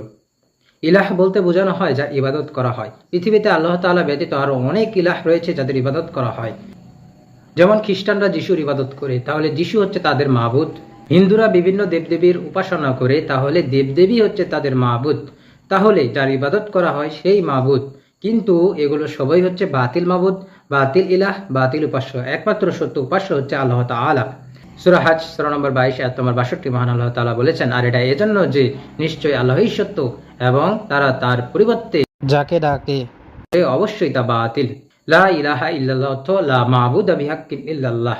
লা ইলাহা ইল্লাল্লাহ অর্থ লা মাবুদা বিহাক্কিন ইল্লাল্লাহ। আল্লাহ ছাড়া সত্য কোনো মাবুদ নেই, আল্লাহ ছাড়া সত্য কোনো মাবুদ নেই। এবার আমরা আলোচনা করব যে লা ইলাহা ইল্লাল্লাহ এর রুকন সম্পর্কে। লা ইলাহা ইল্লাল্লাহ এর রুকন হচ্ছে দুইটি, একটি হাবাচক, একটি নাবাচক। প্রথমে আমরা কি বলি? লা ইলাহা। এই লা ইলাহা বলতে আমরা আল্লাহ ব্যতীত যত কিছুর ইবাদত করা হয় সবগুলোকে নাকচ করে দেই, অস্বীকার করে দেই, কারণ তিনি ব্যতীত আর কেউ ইবাদতের উপযুক্ত নয়। সূরা যুখরুক সূরা নম্বর 43 আয়াত নম্বর 26 থেকে 27 মহান আল্লাহ বলেন, তোমরা যাদের পূজা করো তাদের সাথে আমার কোনো সম্পর্ক নেই, তবে আমার সম্পর্ক তার সাথে যিনি আমাকে সৃষ্টি করেছেন। এটা ইব্রাহিম আলাইহিস সালামের কথা আল্লাহ তাআলা কুরআনুল কারিমে বলেছেন। অর্থাৎ নাবাচক রোকন লা ইলাহা তারা আমরা যেটা বোঝাই যে আল্লাহ ব্যতীত যত কিছুর ইবাদত করা হয় সবগুলোকে আমরা নাকচ করে দিলাম, নাকচ করে দেই। সব বাতিল ইলাহকে আমরা বাতিল হিসেবে স্বীকৃতি দেই। 2 নম্বর হাবাচক ইল্লাল্লাহ বলতে যাবতীয় ইবাদত একমাত্র আল্লাহ তাআলার জন্য হবে, এর স্বীকৃতি আমরা দেই। সূরা ফাতিহার 4 নম্বর আয়াতে আমরা বলি, আমরা কেবলমাত্র আপনারই ইবাদত করি এবং আপনারই কাছে সাহায্য প্রার্থনা করি। লা ইলাহা ইল্লাল্লাহ এর সত্যসমূহ। 1 নম্বর হচ্ছে ইলম, অর্থাৎ এই কালিমার ইলম, এই কালিমা সম্পর্কে আমাদেরকে জানতে হবে। এই কালিমার অর্থ আমাদেরকে জানতে হবে, বুঝতে হবে। এই কালিমার অর্থ হচ্ছে আল্লাহ ছাড়া সত্য কোনো মাবুদ নেই, এবং এই কালিমা সম্পর্কে আমাদের কিন্তু ইলম রেখেই এই কালিমা আমাদেরকে সাক্ষ্য দিতে হবে। সূরা মুহাম্মদ সূরা নম্বর 47 আয়াত নম্বর 19 মহান আল্লাহ বলেন, অতএব জেনে রাখো আল্লাহ ছাড়া সত্য কোনো মাবুদ নেই। 2 নম্বর ইয়াকিন বা দৃঢ় বিশ্বাস, যা সন্দেহের বিপরীত। অর্থাৎ আমাদেরকে এই কালিমার প্রতি দৃঢ় বিশ্বাস রাখতে হবে যে এই কালিমাটি হচ্ছে সত্য, আমরা যা বলছি এটা যে সত্য, এর প্রতি আমাদেরকে দৃঢ় বিশ্বাস রাখতে হবে। সূরা হুজুরাত সূরা নম্বর 49 আয়াত নম্বর 15 মহান আল্লাহ তাআলা বলেছেন, তারাই মুমিন যারা আল্লাহ ও তার রাসূলের প্রতি ঈমান আনার পর সন্দেহ পোষণ করে না। যদি এই কালেমার প্রতি কোনো ব্যক্তির বিন্দু পরিমাণ সন্দেহ থাকে তাহলে ওই ব্যক্তি ইসলামে কখনোই প্রবেশ করতে পারবে না। 3 নম্বর হচ্ছে ইখলাস, বান্দা তার যাবতীয় ইবাদত একনিষ্ঠভাবে কেবলমাত্র আল্লাহকে সন্তুষ্ট করার জন্য করবে, কেবলমাত্র আল্লাহ তাআলার জন্যই করবে, অন্য কোনো বাতিল মাবুদের জন্য করবে না। তাহলে বান্দার ইখলাসকে ঠিক রাখতে হবে। সহিহ বুখারী হাদিস নাম্বার 5401 আল্লাহ রাসূল সাল্লাল্লাহু আলাইহি ওয়াসাল্লাম বলেন, নিশ্চয় যে ব্যক্তি আল্লাহর সন্তুষ্টি অর্জনের উদ্দেশ্যে লা ইলাহা ইল্লাল্লাহ বলবে, আল্লাহ জাহান্নাম তার জন্য হারাম করে দিবেন। 4 নম্বর হচ্ছে সত্যায়ন, যদি বান্দা মুখ দিয়ে লা ইলাহা ইল্লাল্লাহ বলে কিন্তু অন্তরে এই কালেমার প্রতি তার দৃঢ় বিশ্বাস না থাকে তাহলে সে মুনাফিক এবং মিথ্যাবাদী বলে গণ্য হবে। অর্থাৎ সে মানুষের সামনে বলে লা ইলাহা ইল্লাল্লাহ, সে মুসলিম এটা সাবিত করে, কিন্তু অন্তর থেকে সে এই কালিমাটাকে মেনে নেয়নি, তাহলে ওই ব্যক্তি মুনাফিক বলে গণ্য হবে। মুসনাদে আহমদ হাদিস নাম্বার 22003 আল্লাহ মুআজ রাদিয়াল্লাহু আনহু বলেন, আল্লাহ রাসূল সাল্লাল্লাহু আলাইহি ওয়াসাল্লাম বলেছেন, যে ব্যক্তি অন্তরের সত্যবাদিতার সাথে এই কথার সাক্ষ্য দিবে যে আল্লাহ ছাড়া সত্য কোনো মাবুদ নেই এবং মুহাম্মদ সাল্লাল্লাহু আলাইহি ওয়াসাল্লাম আল্লাহর রাসূল, তাহলে সে জান্নাতে প্রবেশ করবে। সূরা বাকারা সূরা নম্বর 2 আয়াত নম্বর 8 মহান আল্লাহ তাআলা বলেছেন, আর মানুষের মধ্যে এমনও আছে যারা বলে আমরা আল্লাহ ও পরকালের প্রতি ঈমান এনেছি, অথচ আদৌ তারা ঈমানদার নয়। অর্থাৎ মানুষের মধ্যে এমন মানুষও রয়েছে যারা কালেমাকে সত্যায়ন করে না। 5 নম্বর যেটা থাকতে হবে সেটা হচ্ছে ভালোবাসা। আল্লাহ তাআলার প্রতি পরিপূর্ণ ভালোবেসে এই কালেমার সাক্ষ্য কিন্তু আমাদেরকে দিতে হবে, অন্তর থেকে আল্লাহ তাআলাকে মহব্বত করতে হবে। সূরা বাকারা সূরা নম্বর 2 আয়াত নম্বর 165 মহান আল্লাহ তাআলা বলেছেন, আর মানুষের মধ্যে এমনও আছে যারা আল্লাহ ছাড়া অন্যকে তার সমকক্ষ রূপে গ্রহণ করে আল্লাহকে ভালোবাসার মতো তাদেরকে ভালোবাসে, আর যারা ঈমান এনেছে তারা আল্লাহর জন্য ভালোবাসায় দৃঢ়তর। 6 নম্বর, আনুগত্য করা। এ কালিমার দাবির প্রতি পরিপূর্ণ আনুগত্য প্রকাশ করা, অর্থাৎ শুধুমাত্র আল্লাহ তাআলার ইবাদত করা, তিনি ব্যতীত অন্য কোনো কিছুর ইবাদত না করা, ইয়ানি শিরকে বর্জন করা, তাগুতকে বর্জন করা, শুধুমাত্র কেবলমাত্র হক ইলাহ, সত্যিকারের ইলাহ আল্লাহ তাআলার ইবাদত করা। কুরআনুল কারীমে আল্লাহ তাআলা বলেন সূরা জুমার সূরা নম্বর 39 আয়াত নম্বর 54, আর তোমরা তোমাদের রবের অভিমুখী হও এবং তার কাছে আত্মসমর্পণ করো। 7 নম্বর, শিরক করা যাবে না, অর্থাৎ আল্লাহ তাআলার সাথে কোনো কিছুকে শিরক করা যাবে না।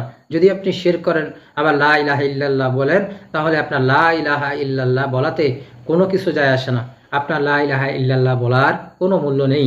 আপনাকে শিরক মুক্ত অবস্থায় আপনাকে সাক্ষ্য দিয়ে দুনিয়া থেকে বিদায় নিতে হবে। বর্তমানে কবর পূজারীদের অবস্থা হচ্ছে এরকম যে তারা লা ইলাহা ইল্লাল্লাহ বলে পাশাপাশি আবার আল্লাহ তাআলার সাথে শিরক করে। তারা কবর কেন্দ্রিক বিভিন্ন রকমের শিরক করে থাকে, যেমন মান্নত করে মৃত ব্যক্তিদের কাছে চায়, বরকতের আশা করে, তারপর কবরের চারপাশে তাওয়াফ করে ইত্যাদি বিভিন্ন রকমের তারা শিরকি কর্মকাণ্ড করে থাকে। তাহলে এই সমস্ত কর্মকাণ্ড যদি তারা করে আবার লা ইলাহা ইল্লাল্লাহ বলে, তাহলে কোনো লাভ নেই, কেননা শিরক মুক্ত অবস্থায় আমাদেরকে লা ইলাহা ইল্লাল্লাহ এর সাক্ষ্য আমাদেরকে প্রদান করতে হবে।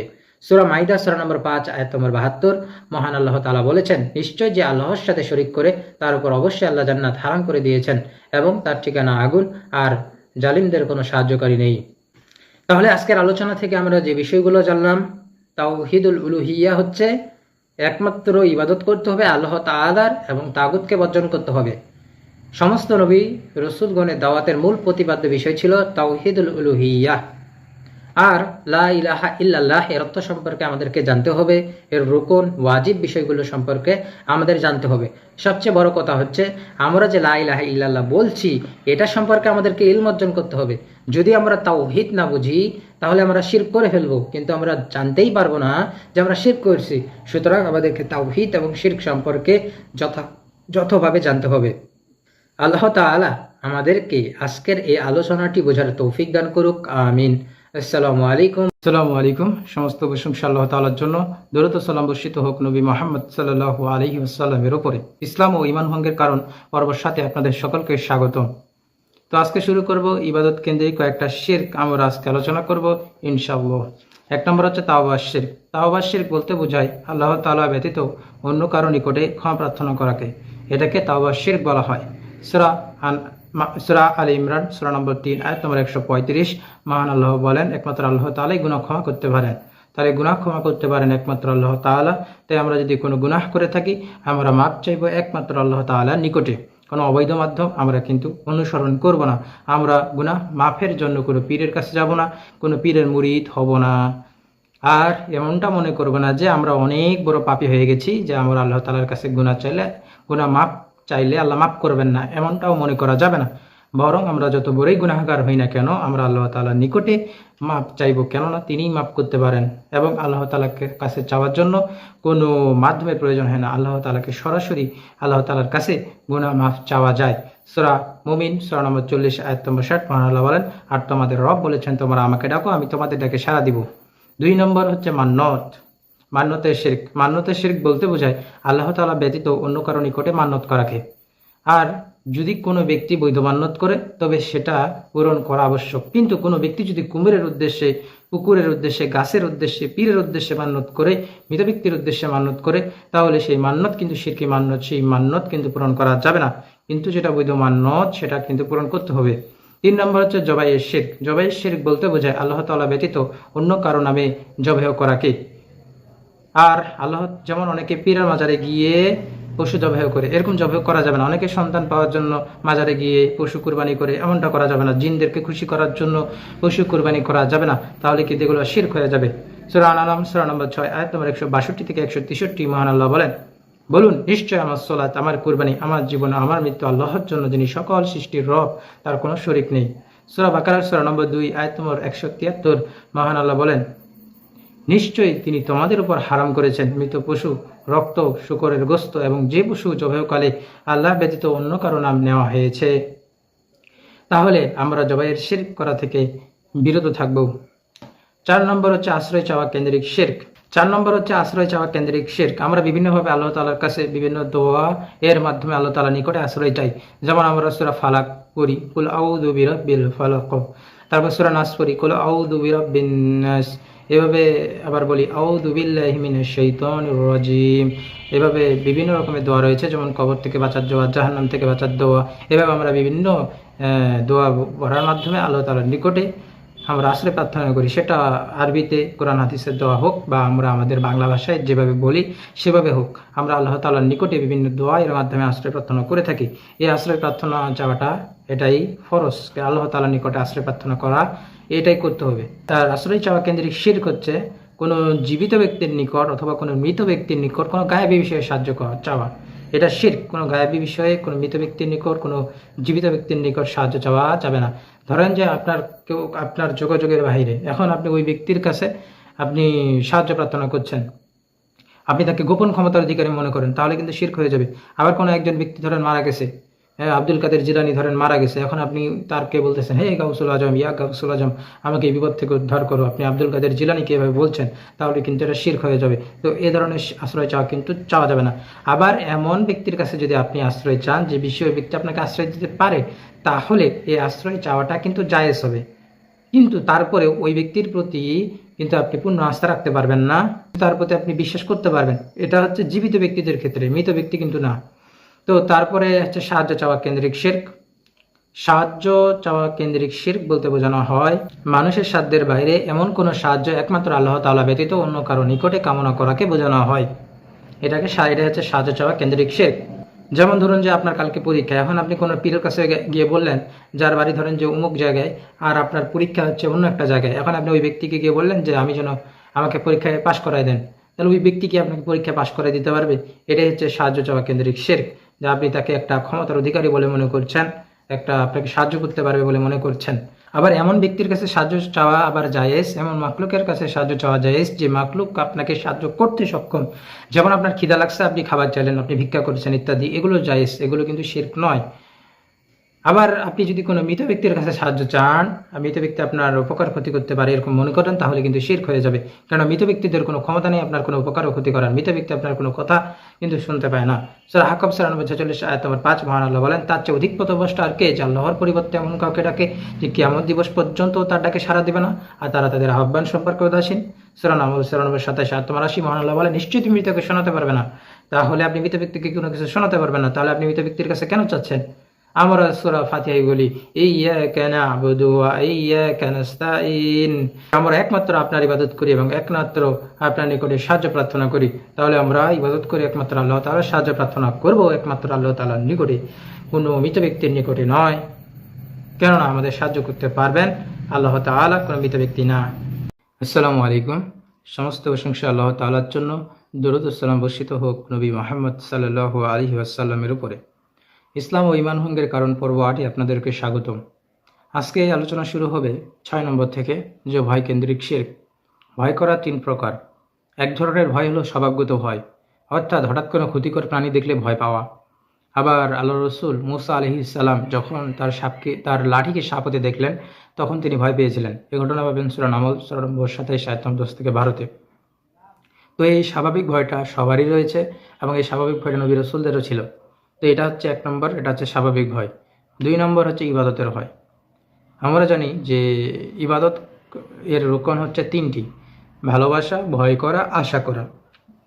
আর একজন মুসলিম যেমন মহান আল্লাহর ইবাদত করবে তাকে সর্বোচ্চ ভালোবেসে, তার কাছে সোয়াব, রহমত, জান্নাত প্রাপ্তির আশায়, ঠিক একইভাবে সে জাহান্নাম থেকে মুক্তি পাওয়ার জন্য, আল্লাহর শাস্তি থেকে বাঁচার জন্য আল্লাহ তাআলার ইবাদত করবে। আল্লাহ তাআলাকে ভয় করাও ইবাদতের একটি গুরুত্বপূর্ণ রোকন। আর এই 3টি রোকনের মধ্যে যদি কোনো একটি রোকন মিস যায়, তাহলে সেটি মহান আল্লাহর ইবাদত হিসেবে গণ্য হবে না। তাহলে ইবাদতের ভয় বলতে আসলে এটিকে বোঝাচ্ছে। 3 নম্বর, হারাম ভয় এবং শিরকি ভয়। হারাম ভয় বলতে বোঝায় এমন ভয় যে ভয়টা করা উচিত নয়। যেমন কোরআনকে এতটাই সম্মান করে যে তারা কোরআন পড়ে না। তারা মনে করে যে কোরআন হাত থেকে যদি পড়ে যায়, তাহলে এই কোরআনের সমপরিমাণ চাউল আমাদেরকে মসজিদে দিতে হবে। এটা আসলে একটি ভ্রান্ত ধারণা। কোরআন আপনার হাত থেকে পড়ে গেলে আপনাকে চাউল মসজিদে দিতে হবে, এরকম কোনো বিধান ইসলামে নাই। আর কোরআন তেলাওয়াত বিশুদ্ধ নয়, শুদ্ধ নয়, এর কারণে সে কোরআন তেলাওয়াত করে না। সে মনে করে যে আমি যদি অশুদ্ধ হয়ে কোরআন তেলাওয়াত করি তাহলে আল্লাহ তাআলা এর জন্য আমাকে পাকড়াও করবেন। জি না, যদি আপনি চেষ্টা করেন, চেষ্টা করতে করতে থাকেন, আর তারপর আপনার ঠিক না হয়, ভুল হয়, আপনি তারপর চেষ্টা করছেন, তাহলে কিন্তু আপনার গুনাহ হবে না, বরং এতে আপনার সওয়াব হবে। কারণ আপনি চেষ্টা করছেন, আপনি ইচ্ছাকৃতভাবে ভুল করছেন না। আর এগুলো হচ্ছে হারাম ভয়ের উদাহরণ। আরেকটা ভয় হচ্ছে শিরকি ভয়। এই শিরকি ভয়টা হলো, ধরেন যে আপনি কোনো একটা জায়গায় যাচ্ছেন গাড়িতে করে, তো আমি আপনাকে বললাম, তো আপনি আমাকে বললেন যে ভাই এই জায়গায় গাড়িটা আস্তে চালান। তো আমি বললাম ভাই এখানে কেন আস্তে চালাবো? তো আপনি বললেন যে না, এখানে বিরাট এক আল্লাহর ওলির কবর আছে, তো এখানে যদি আপনি জোরে চালান তো বেয়াদবি হয়ে যাবে। যদি আপনার গাড়ি সে ধাক্কা দিয়ে ফেলে দেয়, সে মৃত ব্যক্তিরা যদি আপনার গাড়ি ধাক্কা দিয়ে ফেলে দেয়, সে আল্লাহর অলিটা যদি আপনার গাড়ি ধাক্কা দিয়ে ফেলে দেয়, এই যে একটা বিশ্বাস, এই বিশ্বাসটা হচ্ছে ভ্রান্ত একটি বিশ্বাস। তো এটাকে বলা হচ্ছে শিরকি ভয়। মৃত ব্যক্তি আপনার কোনো কথা শুনতে অক্ষম, মৃত ব্যক্তি আপনার কোনো উপকার বা ক্ষতি করতে অক্ষম, তাই মৃত ব্যক্তিরকে ভয় পাওয়ার কোনো কিছু নেই। সূরা আহকাফ 46 আয়াত নম্বর 5, মহান আল্লাহ বলেন, তার চেয়ে অধিক পথভ্রষ্ট আর কে, যে আল্লাহর পরিবর্তে এমন কাউকে ডাকে যে কিয়ামত দিবস পর্যন্ত তার ডাকে সাড়া দেবে না, আর তারা তাদের আহ্বান সম্পর্কে উদাসীন। সূরা নামল 27 আয়াত নম্বর 80, মহান আল্লাহ বলেন, নিশ্চয়ই তুমি মৃতকে শোনাতে পারবে না। তাহলে মৃত ব্যক্তি যেহেতু শুনতে অক্ষম, তাই আমরা মৃত ব্যক্তিকে ভয় পাবো না, তাদেরকে ভয় পাওয়ার কোনো কিছুই নেই।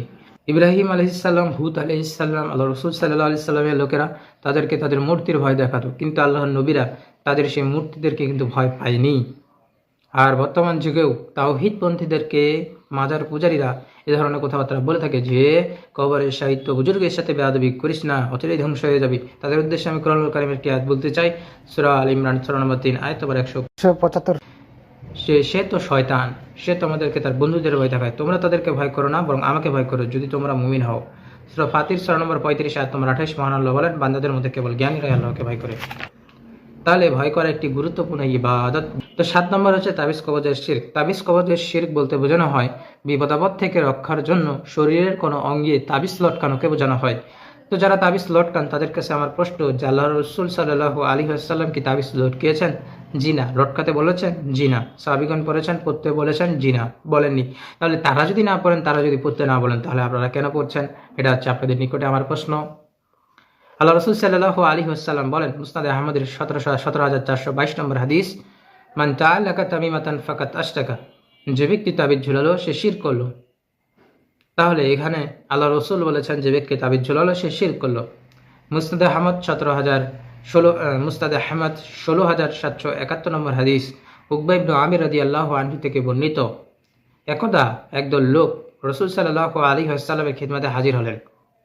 রসুল সাল্লাল্লাহু আলাইহি সাল্লাম দলটির 9 জনকে বায়াত করালেন, আরেকজনকে ছেড়ে দিলেন। তো তারা বলল, হে আল্লাহর রসুল, আপনি 9 জনকে বায়াত করালেন, আরেকজনকে ছেড়ে দিলেন। রসুল সাল্লাল্লাহু আলাইহি সাল্লাম বললেন, তার নিকটে একটি তাবিজ রয়েছে। অতঃপর ওই লোকটি হাত ঢুকিয়ে তাবিজটি ছিঁড়ে ফেলে দিলেন। অতঃপর রসুল সাল্লাল্লাহু আলাইহি সাল্লাম সেই ব্যক্তিকে বায়াত করালেন এবং বললেন, যে ব্যক্তি তাবিজ ব্যবহার করলো সে শিরক করলো। আমরা শরীয়তে জায়েজ এমন পদ্ধতি ব্যবহার করব, যেমন ঝাড়ফুঁক, ঔষধ। আমরা কোনো অবৈধ পদ্ধতি ব্যবহার করব না। আপনার এখন পেটে সমস্যা, আপনি এখন গলায় মালা পরছেন, তো এই গলায় মালা পরার মাধ্যমে কি পেটের সমস্যা দূর হবে? জি না, পেটের সমস্যার জন্য আপনাকে ওষুধ খেতে হবে। তো এই বিষয়টা হচ্ছে এমনই যে আপনার কোনো অসুখ হয়েছে, আপনি এখন গলায় একটা তাবিজ ঝুলে নিলেন, এটাতে আপনার কি লাভ হবে? কোনো লাভ হবে না। সুনানে তিরমিজি হাদিস নাম্বার 2516, আল্লাহ রসুল সাল্লাল্লাহু আলাইহি সাল্লাম বলেছেন, পুরো বিশ্ববাসী একত্রিত হয়েও যদি তোমার কোনো কল্যাণ করতে চায়, তাহলে তারা ততটুকু কল্যাণ করতে পারবে যা তোমার জন্য বরাদ্দ রয়েছে। আর তারা সকলে একত্রিত হয়েও যদি তোমার কোনো ক্ষতি করতে চায়, তাহলে তারা ততটুকু ক্ষতি করতে পারবে যা তোমার জন্য বরাদ্দ রয়েছে। তাকদীর লেখার কলম উঠিয়ে নেওয়া হয়েছে এবং তাকদীর লেখা শেষ, আর নতুন করে লেখা হবে না। সূরা মুমিন 40 আয়াত নম্বর 60, মহান আল্লাহ বলেছেন, আর তোমাদের রব বলেছেন, তোমরা আমাকে ডাকো, আমি তোমাদের ডাকে সাড়া দিব। এবার আসবো শিরকে আসগার বা ছোট শিরক সম্পর্কে। তো শিরকে আসগার বা ছোট শিরক এটা বড় শিরকের মতো না যে আপনাকে দিন থেকে খারিজ করে দিবে, আপনার পূর্ববর্তী আমলগুলো সব নষ্ট করে দেবে, এরকম না। কিন্তু এই ছোট শিরকে কোরআন এবং হাদিসে শিরক হিসেবে নামকরণ করা হয়েছে। এগুলো কাবিরাহ গুনাহের অন্তর্ভুক্ত। তো এই শিরক বিভিন্নভাবে হয়ে থাকে। প্রথমত এটা হয় শাব্দিকভাবে, যেমন আল্লাহ তাআলা ব্যতীত অন্য কারো নামে কসম খাওয়া। সুনানে তিরমিজি 1535 নম্বর হাদিস, ইবনে ওমর রাদিয়াল্লাহু আনহু থেকে বর্ণিত, একজন লোককে তিনি বলতে শুনলেন, না কাবার কসম। তিনি বলেন, আল্লাহ তাআলার নাম ব্যতীত অন্য কিছুর নামে শপথ করা যাবে না। কেননা আমি আল্লাহ রাসূল সাল্লাল্লাহু আলাইহি ওয়াসাল্লামকে বলতে শুনেছি, মান হালাফা বিগাইরিল্লাহি ফাকাদ কাফারা ওয়া আশরাক।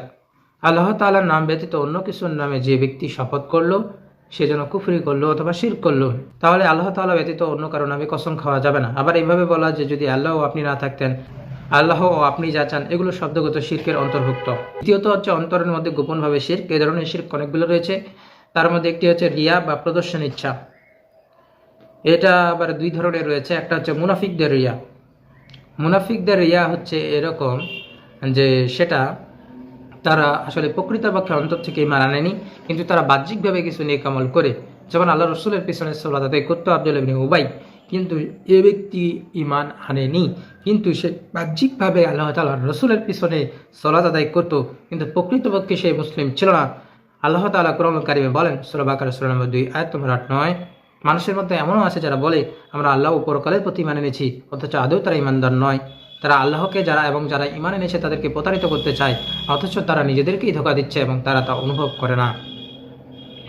সুতরাং এই ধরনের মুনাফিক হচ্ছে তারা মুসলিম নয়, তারা প্রকৃতপক্ষে ঈমান আনেনি, ঈমান আনার ভান করে এবং তারা মুসলিম সেজে থাকে। তারপর হচ্ছে মুসলিমদের রিয়া একটা ভয়ানক জিনিস। আল্লাহ রাসূল সাল্লাল্লাহু আলাইহি সাল্লাম বলেন, আমার উম্মতের উপর সবচেয়ে অধিক ভয় করি শিরকে আসগর বা ছোট শিরকের। সাহাবীগণ জিজ্ঞেস করলেন, হে আল্লাহর রাসূল, শিরকে আসগর বা ছোট শিরক কি? তিনি বলেন, রিয়া বা লোক দেখানো আমল।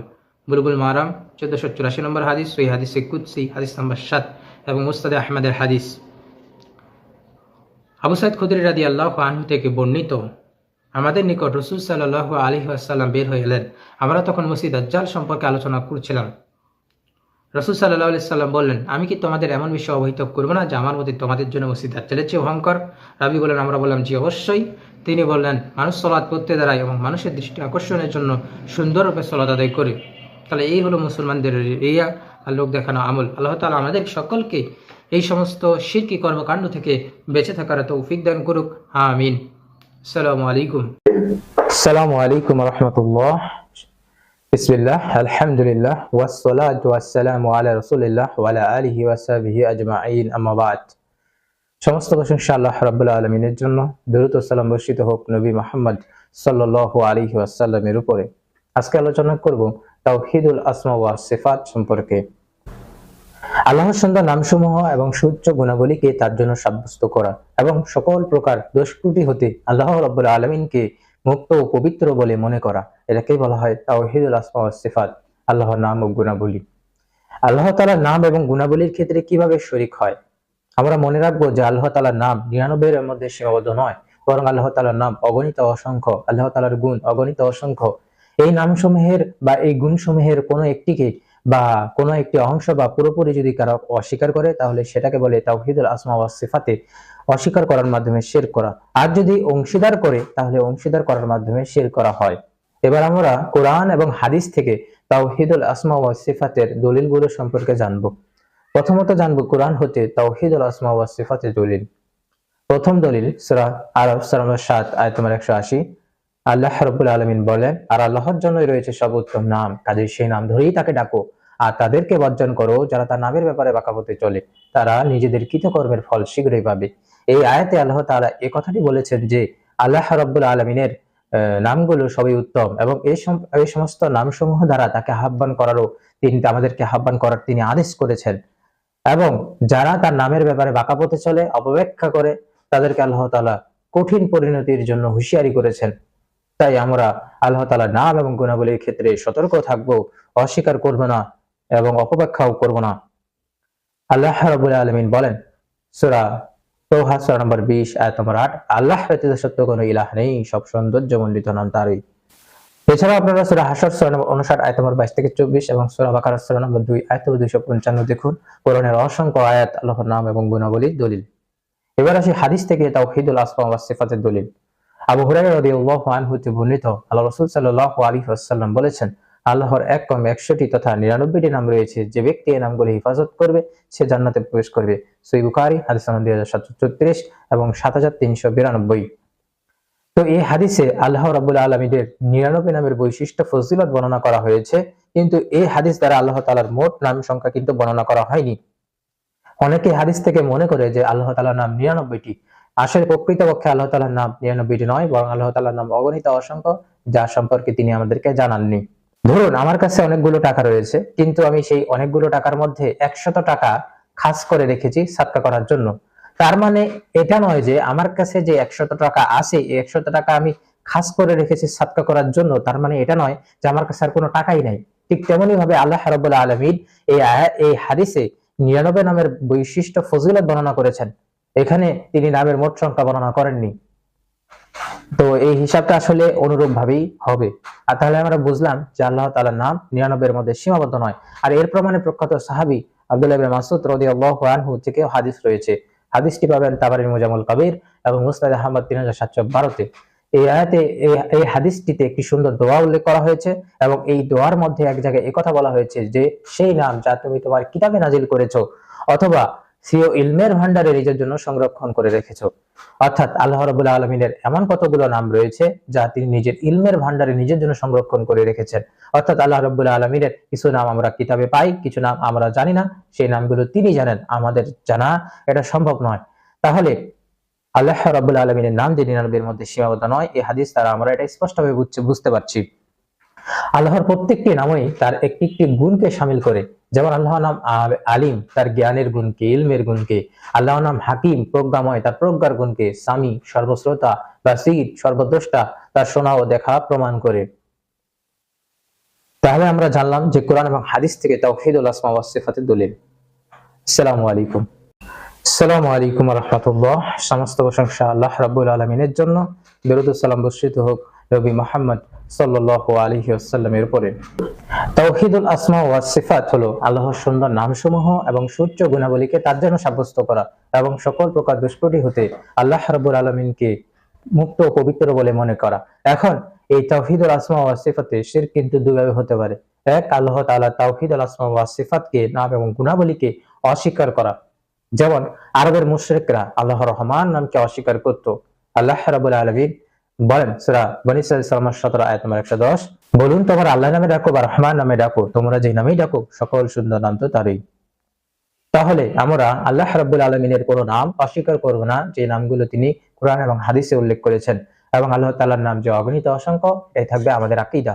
যেমন কয়েকটি ফিরকার কথা আপনাদেরকে আমি বলি। এক নম্বর হচ্ছে জাহমিয়া। জাহমিয়া একটা ফিরকার নাম এবং জাহমিয়ারা জাহম ইবনে সাফওয়ানের অনুসারী। তারা আল্লাহর নাম এবং গুণাবলী উভয়টিকে অস্বীকার করে। দুই, মুতাজিলারা। মুতাজিলা একটা ফিরকার নাম এবং এই মুতাজিলারা ওয়াসিল ইবনে আতার অনুসারী। তারা আল্লাহর নামসমূহের অর্থগুলোকে গ্রহণ করে না, তারা শুধুমাত্র আল্লাহর নামসমূহের শব্দগুলোকে স্বীকার করে এবং আল্লাহ তাআলার সকল গুণাবলীকে তারা অস্বীকার করে। তিন, আশাইরা মাতুরিদি ও তাদের অনুসারীরা। আপনারা একটা কথা মনে রাখবেন যে আমাদের এই ভারত উপমহাদেশে মাতুরিদিদের সংখ্যা অনেক বেশি। এই মাতুরিদিরা হচ্ছে মাতুরিদি নামে একজন ব্যক্তির অনুসারী।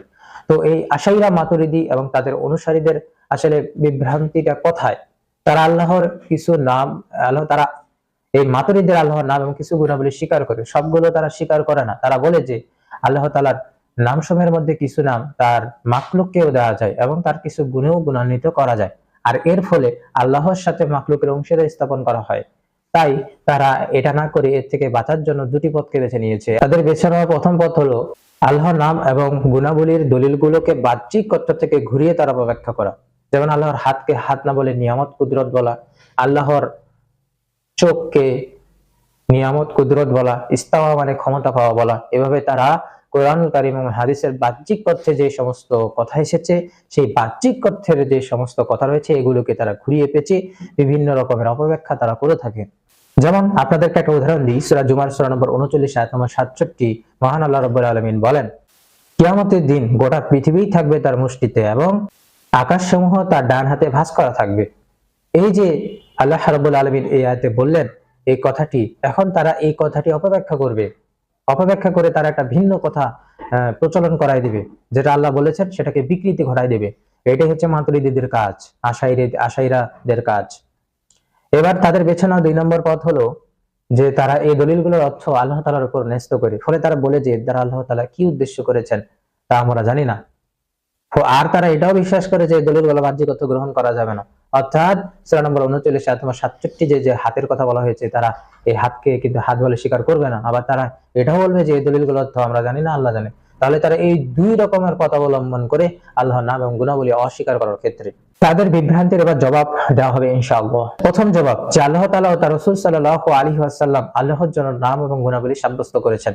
এখন যদি আপনি এই সমস্ত নাম এবং গুণাবলীকে অস্বীকার করেন বা অপব্যাখ্যা করেন, তাহলে আল্লাহ এবং তার রাসূলের সাব্যস্ত করা বিষয়টিকে অস্বীকার করা হবে, অপব্যাখ্যা করা হবে। তাই এটা করা আল্লাহ এবং তার রাসূলের বিরুদ্ধাচরণ করারই নামান্তর। দ্বিতীয় জবাব, আল্লাহর গুণাবলীগুলো কোনো মাখলুকের মাঝে থাকা অথবা কোনো মাখলুককে যদি আল্লাহর নামে নামকরণ করা হয়, তাহলে আল্লাহ বান্দার মাঝে সাদৃশ্য আবশ্যক হয় না। কেননা আল্লাহর গুণাবলীগুলো এবং নাম তার সাথে খাস এবং নির্দিষ্ট, এবং বান্দার নাম এবং গুণাবলী তাদের সাথে খাস এবং নির্দিষ্ট। এখানে আল্লাহর গুণাবলীর সাথে বান্দার গুণাবলীর বা মাখলুকের গুণাবলীর কোনো সাদৃশ্য নেই। যেমন আল্লাহর জাত বা সত্তা রয়েছে, তেমনি ভাবে মাখলুকেরও জাত বা সত্তা রয়েছে। এখন আখলুকের জাত বা সত্তার সাথে আল্লাহর জাত বা সত্তার কোনো সাদৃশ্য বা উপমা নেই, কোনো তুলনা নেই। নাম ও সাধারণ অর্থে মিল থাকা বাস্তবে অংশীদার হওয়াকে সাব্যস্ত করে না। যেমন আপনারা দেখবেন যে আল্লাহ রাব্বুল আলামিনের একটি নাম হচ্ছে আলিম, যার অর্থ মহাজ্ঞানী, সর্বজ্ঞ। তিনি তার বান্দার ক্ষেত্রে এই আলিম শব্দটি ব্যবহার করেছেন। সূরা জারিয়াত সূরা নম্বর 51 আয়াত নম্বর 28। ফেরেশতাগণ ইব্রাহিমকে এক আলিম সন্তানের, জ্ঞানী সন্তানের সুসংবাদ দিলেন। তারপরে আপনারা দেখবেন সূরা সাফফাত সূরা নম্বর 37 আয়াত নম্বর 101, যে আমি ইব্রাহিমকে এক হালিম সহনশীল সন্তানের সুসংবাদ দিলাম। এখানে আলিম এবং হালিম শব্দ দ্বারা ইসহাক এবং ইসমাইল আলাইহিস সালাম একে বোঝানো হচ্ছে। অর্থাৎ এখানে আল্লাহ রাব্বুল আলামিনের মাখলুকের ক্ষেত্রেও আলিম এবং হালিম শব্দ ব্যবহার করা যাচ্ছে এবং আল্লাহ রাব্বুল আলামিন ব্যবহার করছে। তাহলে কোন শব্দ মাখলুকের ক্ষেত্রে ব্যবহার করলেই সাদৃশ্য হয়ে যাবে না, বা কোনো গুণাবলী যদি মানুষের মাঝে থাকে যেটা আল্লাহর মাঝে রয়েছে, তার মানে কিন্তু সাদৃশ্য আবশ্যক হবে না। কেননা আল্লাহর গুণাবলীগুলো তার সাথে খাস এবং উপযোগী। বান্দার গুণাবলী কখনো আল্লাহর গুণাবলীর সাথে সেম সেম হবে না, কেননা আমরা দেখতে পাই তেমনি ভাবে আল্লাহ দেখতে পাই। এখন আল্লাহর দেখা বান্দার দেখা কিন্তু একরকম না, কেননা আল্লাহ রাব্বুল আলামিনের দৃষ্টির বাইরে কোনো কিছুই নেই। অথচ আমরা কিন্তু খুব কম জিনিসই দেখতে পাই, আল্লাহ যতটুকু আমাদের তৌফিক দান করেছেন। তো 3 নম্বর উদাহরণ, আল্লাহ সামি, সর্বশ্রোতা, বাসির, সর্বদ্রষ্টা। সূরা নিসা সূরা নম্বর 4 আয়াত নম্বর 58 মহান আল্লাহ বলেন, নিশ্চয় আল্লাহ তাআলা সর্বশ্রোতা ও সর্বদ্রষ্টা। তাহলে আল্লাহ সামি এবং বাসির। তেমনি ভাবে তিনি তার বান্দার ক্ষেত্রে এই শব্দটি ব্যবহার করেছেন। সূরা ইনসান সূরা নম্বর 76 আয়াত নম্বর 2 মহান আল্লাহ বলেন, আমি মানুষকে সৃষ্টি করেছি মিশ্র শুক্র বিন্দু থেকে, এভাবে যে তাকে পরীক্ষা করব, অতঃপর তাকে করে দিয়েছি শ্রবণ ও দৃষ্টিশক্তি সম্পন্ন। তাহলে এই যে সামি এবং বাসির, শ্রবণ ও দৃষ্টিশক্তি সম্পন্ন হওয়া, এর সাথে আল্লাহর কিন্তু কোনো তুলনা চলে না। 4 নম্বর, যে আল্লাহ তাআলা নিজেকে রউফ এবং রহিম নামে আখ্যায়িত করে বলেন, যে সূরা হজ সূরা নম্বর 22 আয়াত নম্বর 65, নিশ্চয় আল্লাহ মানুষের প্রতি করুণাশীল, দয়াবান, রউফ ও রহিম। তাহলে এখানে আল্লাহ তাআলা দুটি গুণ উল্লেখ করা হয়েছে, নাম উল্লেখ করা হয়েছে। এখন আমরা যেটা জানবো যে সেটা হলো সূরা তাওবা সূরা নম্বর 9 আয়াত নম্বর 128 মহান আল্লাহ বলেন, তোমাদের কাছে এসেছে তোমাদের মধ্য থেকে একজন রাসূল, তোমাদের দুঃখ কষ্ট তার কাছে দুঃসহ, তিনি তোমাদের মঙ্গলকামী, মুমিনদের প্রতি স্নেহশীল, দয়াবান। রাসূল সাল্লাল্লাহু আলাইহি ওয়াসাল্লাম যে স্নেহশীল, দয়ালু, তার সাথে আল্লাহর করুণা দয়ার কোনো মিল নেই, কোনো তুলনা নেই। তেমনি ভাবে বান্দার নাম আল্লাহর নাম এক হয়ে গেল, সেটা কিন্তু প্রকৃতপক্ষে আল্লাহর সাথে সাদৃশ্য হয় না।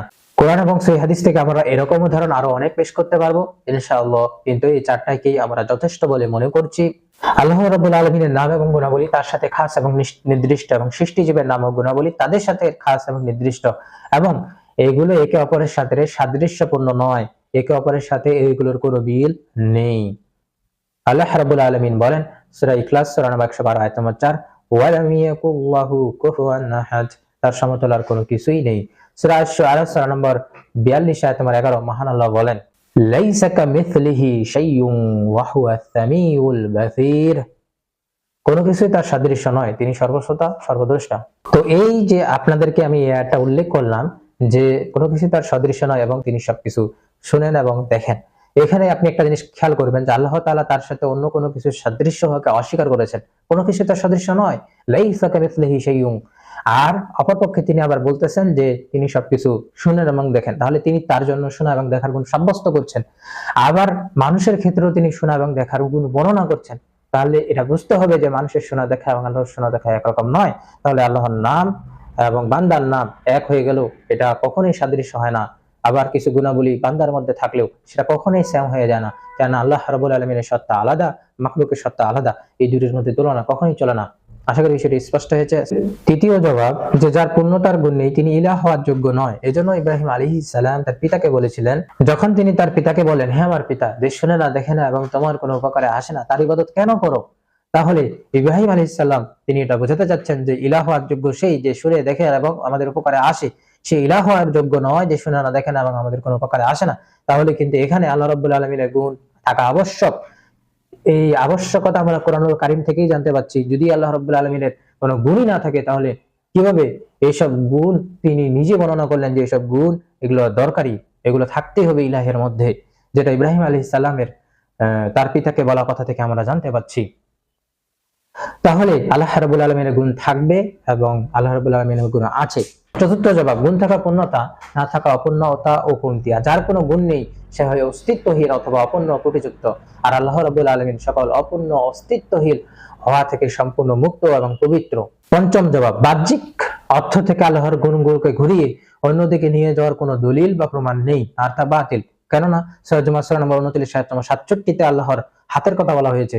এখন হাত না বলে সেটাকে নিয়ামত কুদরত বলে অপব্যাখ্যা করা যাবে না, কেননা এটা কোরআন এবং সেই হাদিস দ্বারা প্রমাণিত নয়। এভাবে অপব্যাখ্যা করা যাবে না। আবার এভাবে এটাও বলা যাবে না এই সকল শব্দগুলোর অর্থ আমরা জানি না, আল্লাহ জানেন। তাহলে এটা এভাবে বলতে হবে যে তাহলে আল্লাহ তাআলা আমাদেরকে এমন সকল নাম দ্বারা তাকে আহ্বান করার জন্য বলেছেন যার অর্থই আমরা বুঝি না, অথচ আল্লাহ বলেছেন তার নামের ওসিলায় তার কাছে চাইতে। আবার কোরআনের অনেক আয়াতে আল্লাহর নাম এবং গুণাবলীর কথা উল্লেখ করা আছে। এখন যদি আল্লাহর নাম এবং গুণাবলী আমরা সাব্যস্ত না করি তাহলে আমরা তো কোরআনও বুঝতে পারবো না। যদি আল্লাহর নাম এবং গুণাবলী সাব্যস্ত না করি তাহলে আমরা কোরআনও বুঝতে পারবো না। তাই আল্লাহ তাআলার নাম এবং গুণাবলী স্বীকার করা ওয়াজিব, পাশাপাশি আল্লাহর সাথে তার মাখলুকের সাদৃশ্যকে অস্বীকার করতে হবে। আশা করি বিষয়টি স্পষ্ট হয়েছে। এটাই আহলুস সুন্নাহ ওয়াল জামাতের আকীদা। আসসালামু আলাইকুম। আসসালামু আলাইকুম ওয়া রাহমাতুল্লাহ। সমস্ত প্রশংসা আল্লাহ রাব্বুল আলামিনের জন্য। দরুদ ও সালাম বর্ষিত হোক নবী মুহাম্মদ সাল্লাল্লাহু আলাইহি ওয়াসাল্লামের উপরে। ইসলাম ও ঈমান ভঙ্গের কারণ পর্ব 10-এ আপনাদেরকে স্বাগতম। সম্মানিত ভাই ও বোনেরা, আলোচনা করব আল্লাহর গুণকে অন্য কারোর জন্য সাব্যস্ত করা। আল্লাহর গুণে কিভাবে শিরক হয়। আল্লাহর গুণগুলোকে আমরা মৌলিক তিনটি অংশে নিয়ে যেতে পারি। একটি হচ্ছে তিনি সবকিছু জানেন, আরেকটি হচ্ছে তিনি সবকিছুর উপর ক্ষমতাবান, আরেকটি হচ্ছে সবকিছু তার নির্দেশে চলে। এই তিনটিকে বলা হয় আল্লাহর মৌলিক গুণ। তাহলে এক নম্বর হচ্ছে আল কুদরাতুল কামিলাহ, পরিপূর্ণ শক্তি বা পূর্ণ সক্ষমতা। এটি আল্লাহ রাব্বুল আলামিনের জন্য, অন্য কারোর জন্য সাব্যস্ত করলে শিরক হয়ে যাবে। আরেকটি হচ্ছে ইলমুল গায়ব, অনুপস্থিত বিষয়ের জ্ঞান, যা একমাত্র আল্লাহ তাআলা জানেন। এটি অন্য কারোর জন্য সাব্যস্ত করলে শিরক হয়ে যাবে। আরেকটি হচ্ছে আল হুকম ওয়াশ শারউ, তথা আল্লাহর নির্দেশ ও শরিয়াত তথা আল্লাহ আইন ও বিধান, যা একমাত্র আল্লাহ রাব্বুল আলামিন দিবেন। অন্য কেউ যদি আইন ও বিধান দেওয়ার দাবি করে বা অন্য কারোর জন্য কেউ যদি এই অধিকার সাব্যস্ত করে তাহলে কিন্তু শিরক হয়ে যাবে। তাহলে সংক্ষেপে আমরা যে তিনটি মৌলিক গুণ জানতে পারছি সেটা হলো, এক নম্বর আল কুদরাতে কামেলা, পরিপূর্ণ শক্তি বা পূর্ণ সক্ষমতা। 2, ইলমুল গায়ব, অনুপস্থিত বিষয়ের জ্ঞান, গায়বী জ্ঞান। 3 নম্বর আল হুকম ওয়াশ শারউ, তথা আল্লাহর নির্দেশ ও শরিয়াত তথা আইন ও বিধান। এই তিনটি বিষয়ের মধ্যে যে ব্যক্তি শরীক করবে সে আল্লাহ তাআলার গুণের মধ্যে শিরককারী। তো এই পর্বে আমরা শুধুমাত্র একটি নিয়ে আলোচনা করব, যে আল্লাহর পরিপূর্ণ ক্ষমতা বা অপার শক্তির সাথে যারা শিরক করে থাকে। তারা সেই সমস্ত লোক যারা আল্লাহ রাব্বুল আলামিন ব্যতীত অন্য কাউকে সৃষ্টি, জীবন, মৃত্যু ও বিপদাপদ থেকে উদ্ধারকারী বলে মনে করে। অনেক মূর্খ মানুষ আল্লাহ রাসূল সাল্লাল্লাহু আলাইহি সাল্লামকে এই ধরনের ক্ষমতাবান বলে বিশ্বাস করে থাকে। আল্লাহ তার রাসূলকে বলছেন সূরা জিন সূরা নম্বর 72 আয়াত নম্বর 21, বলুন নিশ্চয় আমি তোমাদের কোনো ক্ষতি বা কল্যাণের মালিক নই। তাহলে আল্লাহর রাসূল তিনি নিজেই স্বীকার করছেন যে তিনি আমাদের কোনো ক্ষতি বা কল্যাণের মালিক নন। আবার অনেক মাজার পূজারীরা রয়েছে, অনেক শিয়ারা রয়েছে, তারা তাদের পীরদের, ইমামদের সম্পর্কে রূপ বিশ্বাস করে থাকে, যে বিশ্বাসটি আসলে সঠিক নয়। আল্লাহ রাসূল সাল্লাল্লাহু আলাইহি ওয়াসাল্লাম বলেন, পুরো বিশ্ববাসী একত্রিত হয়েও যদি তোমার কোনো কল্যাণ করতে চায় তাহলে তারা ততটুকু কল্যাণ করতে পারবে যা তোমার জন্য বরাদ্দ রয়েছে।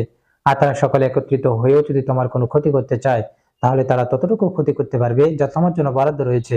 তাকদীর লেখার কলম উঠিয়ে নেওয়া হয়েছে এবং তাকদীর লেখা শেষ, আর নতুন করে লেখা হবে না।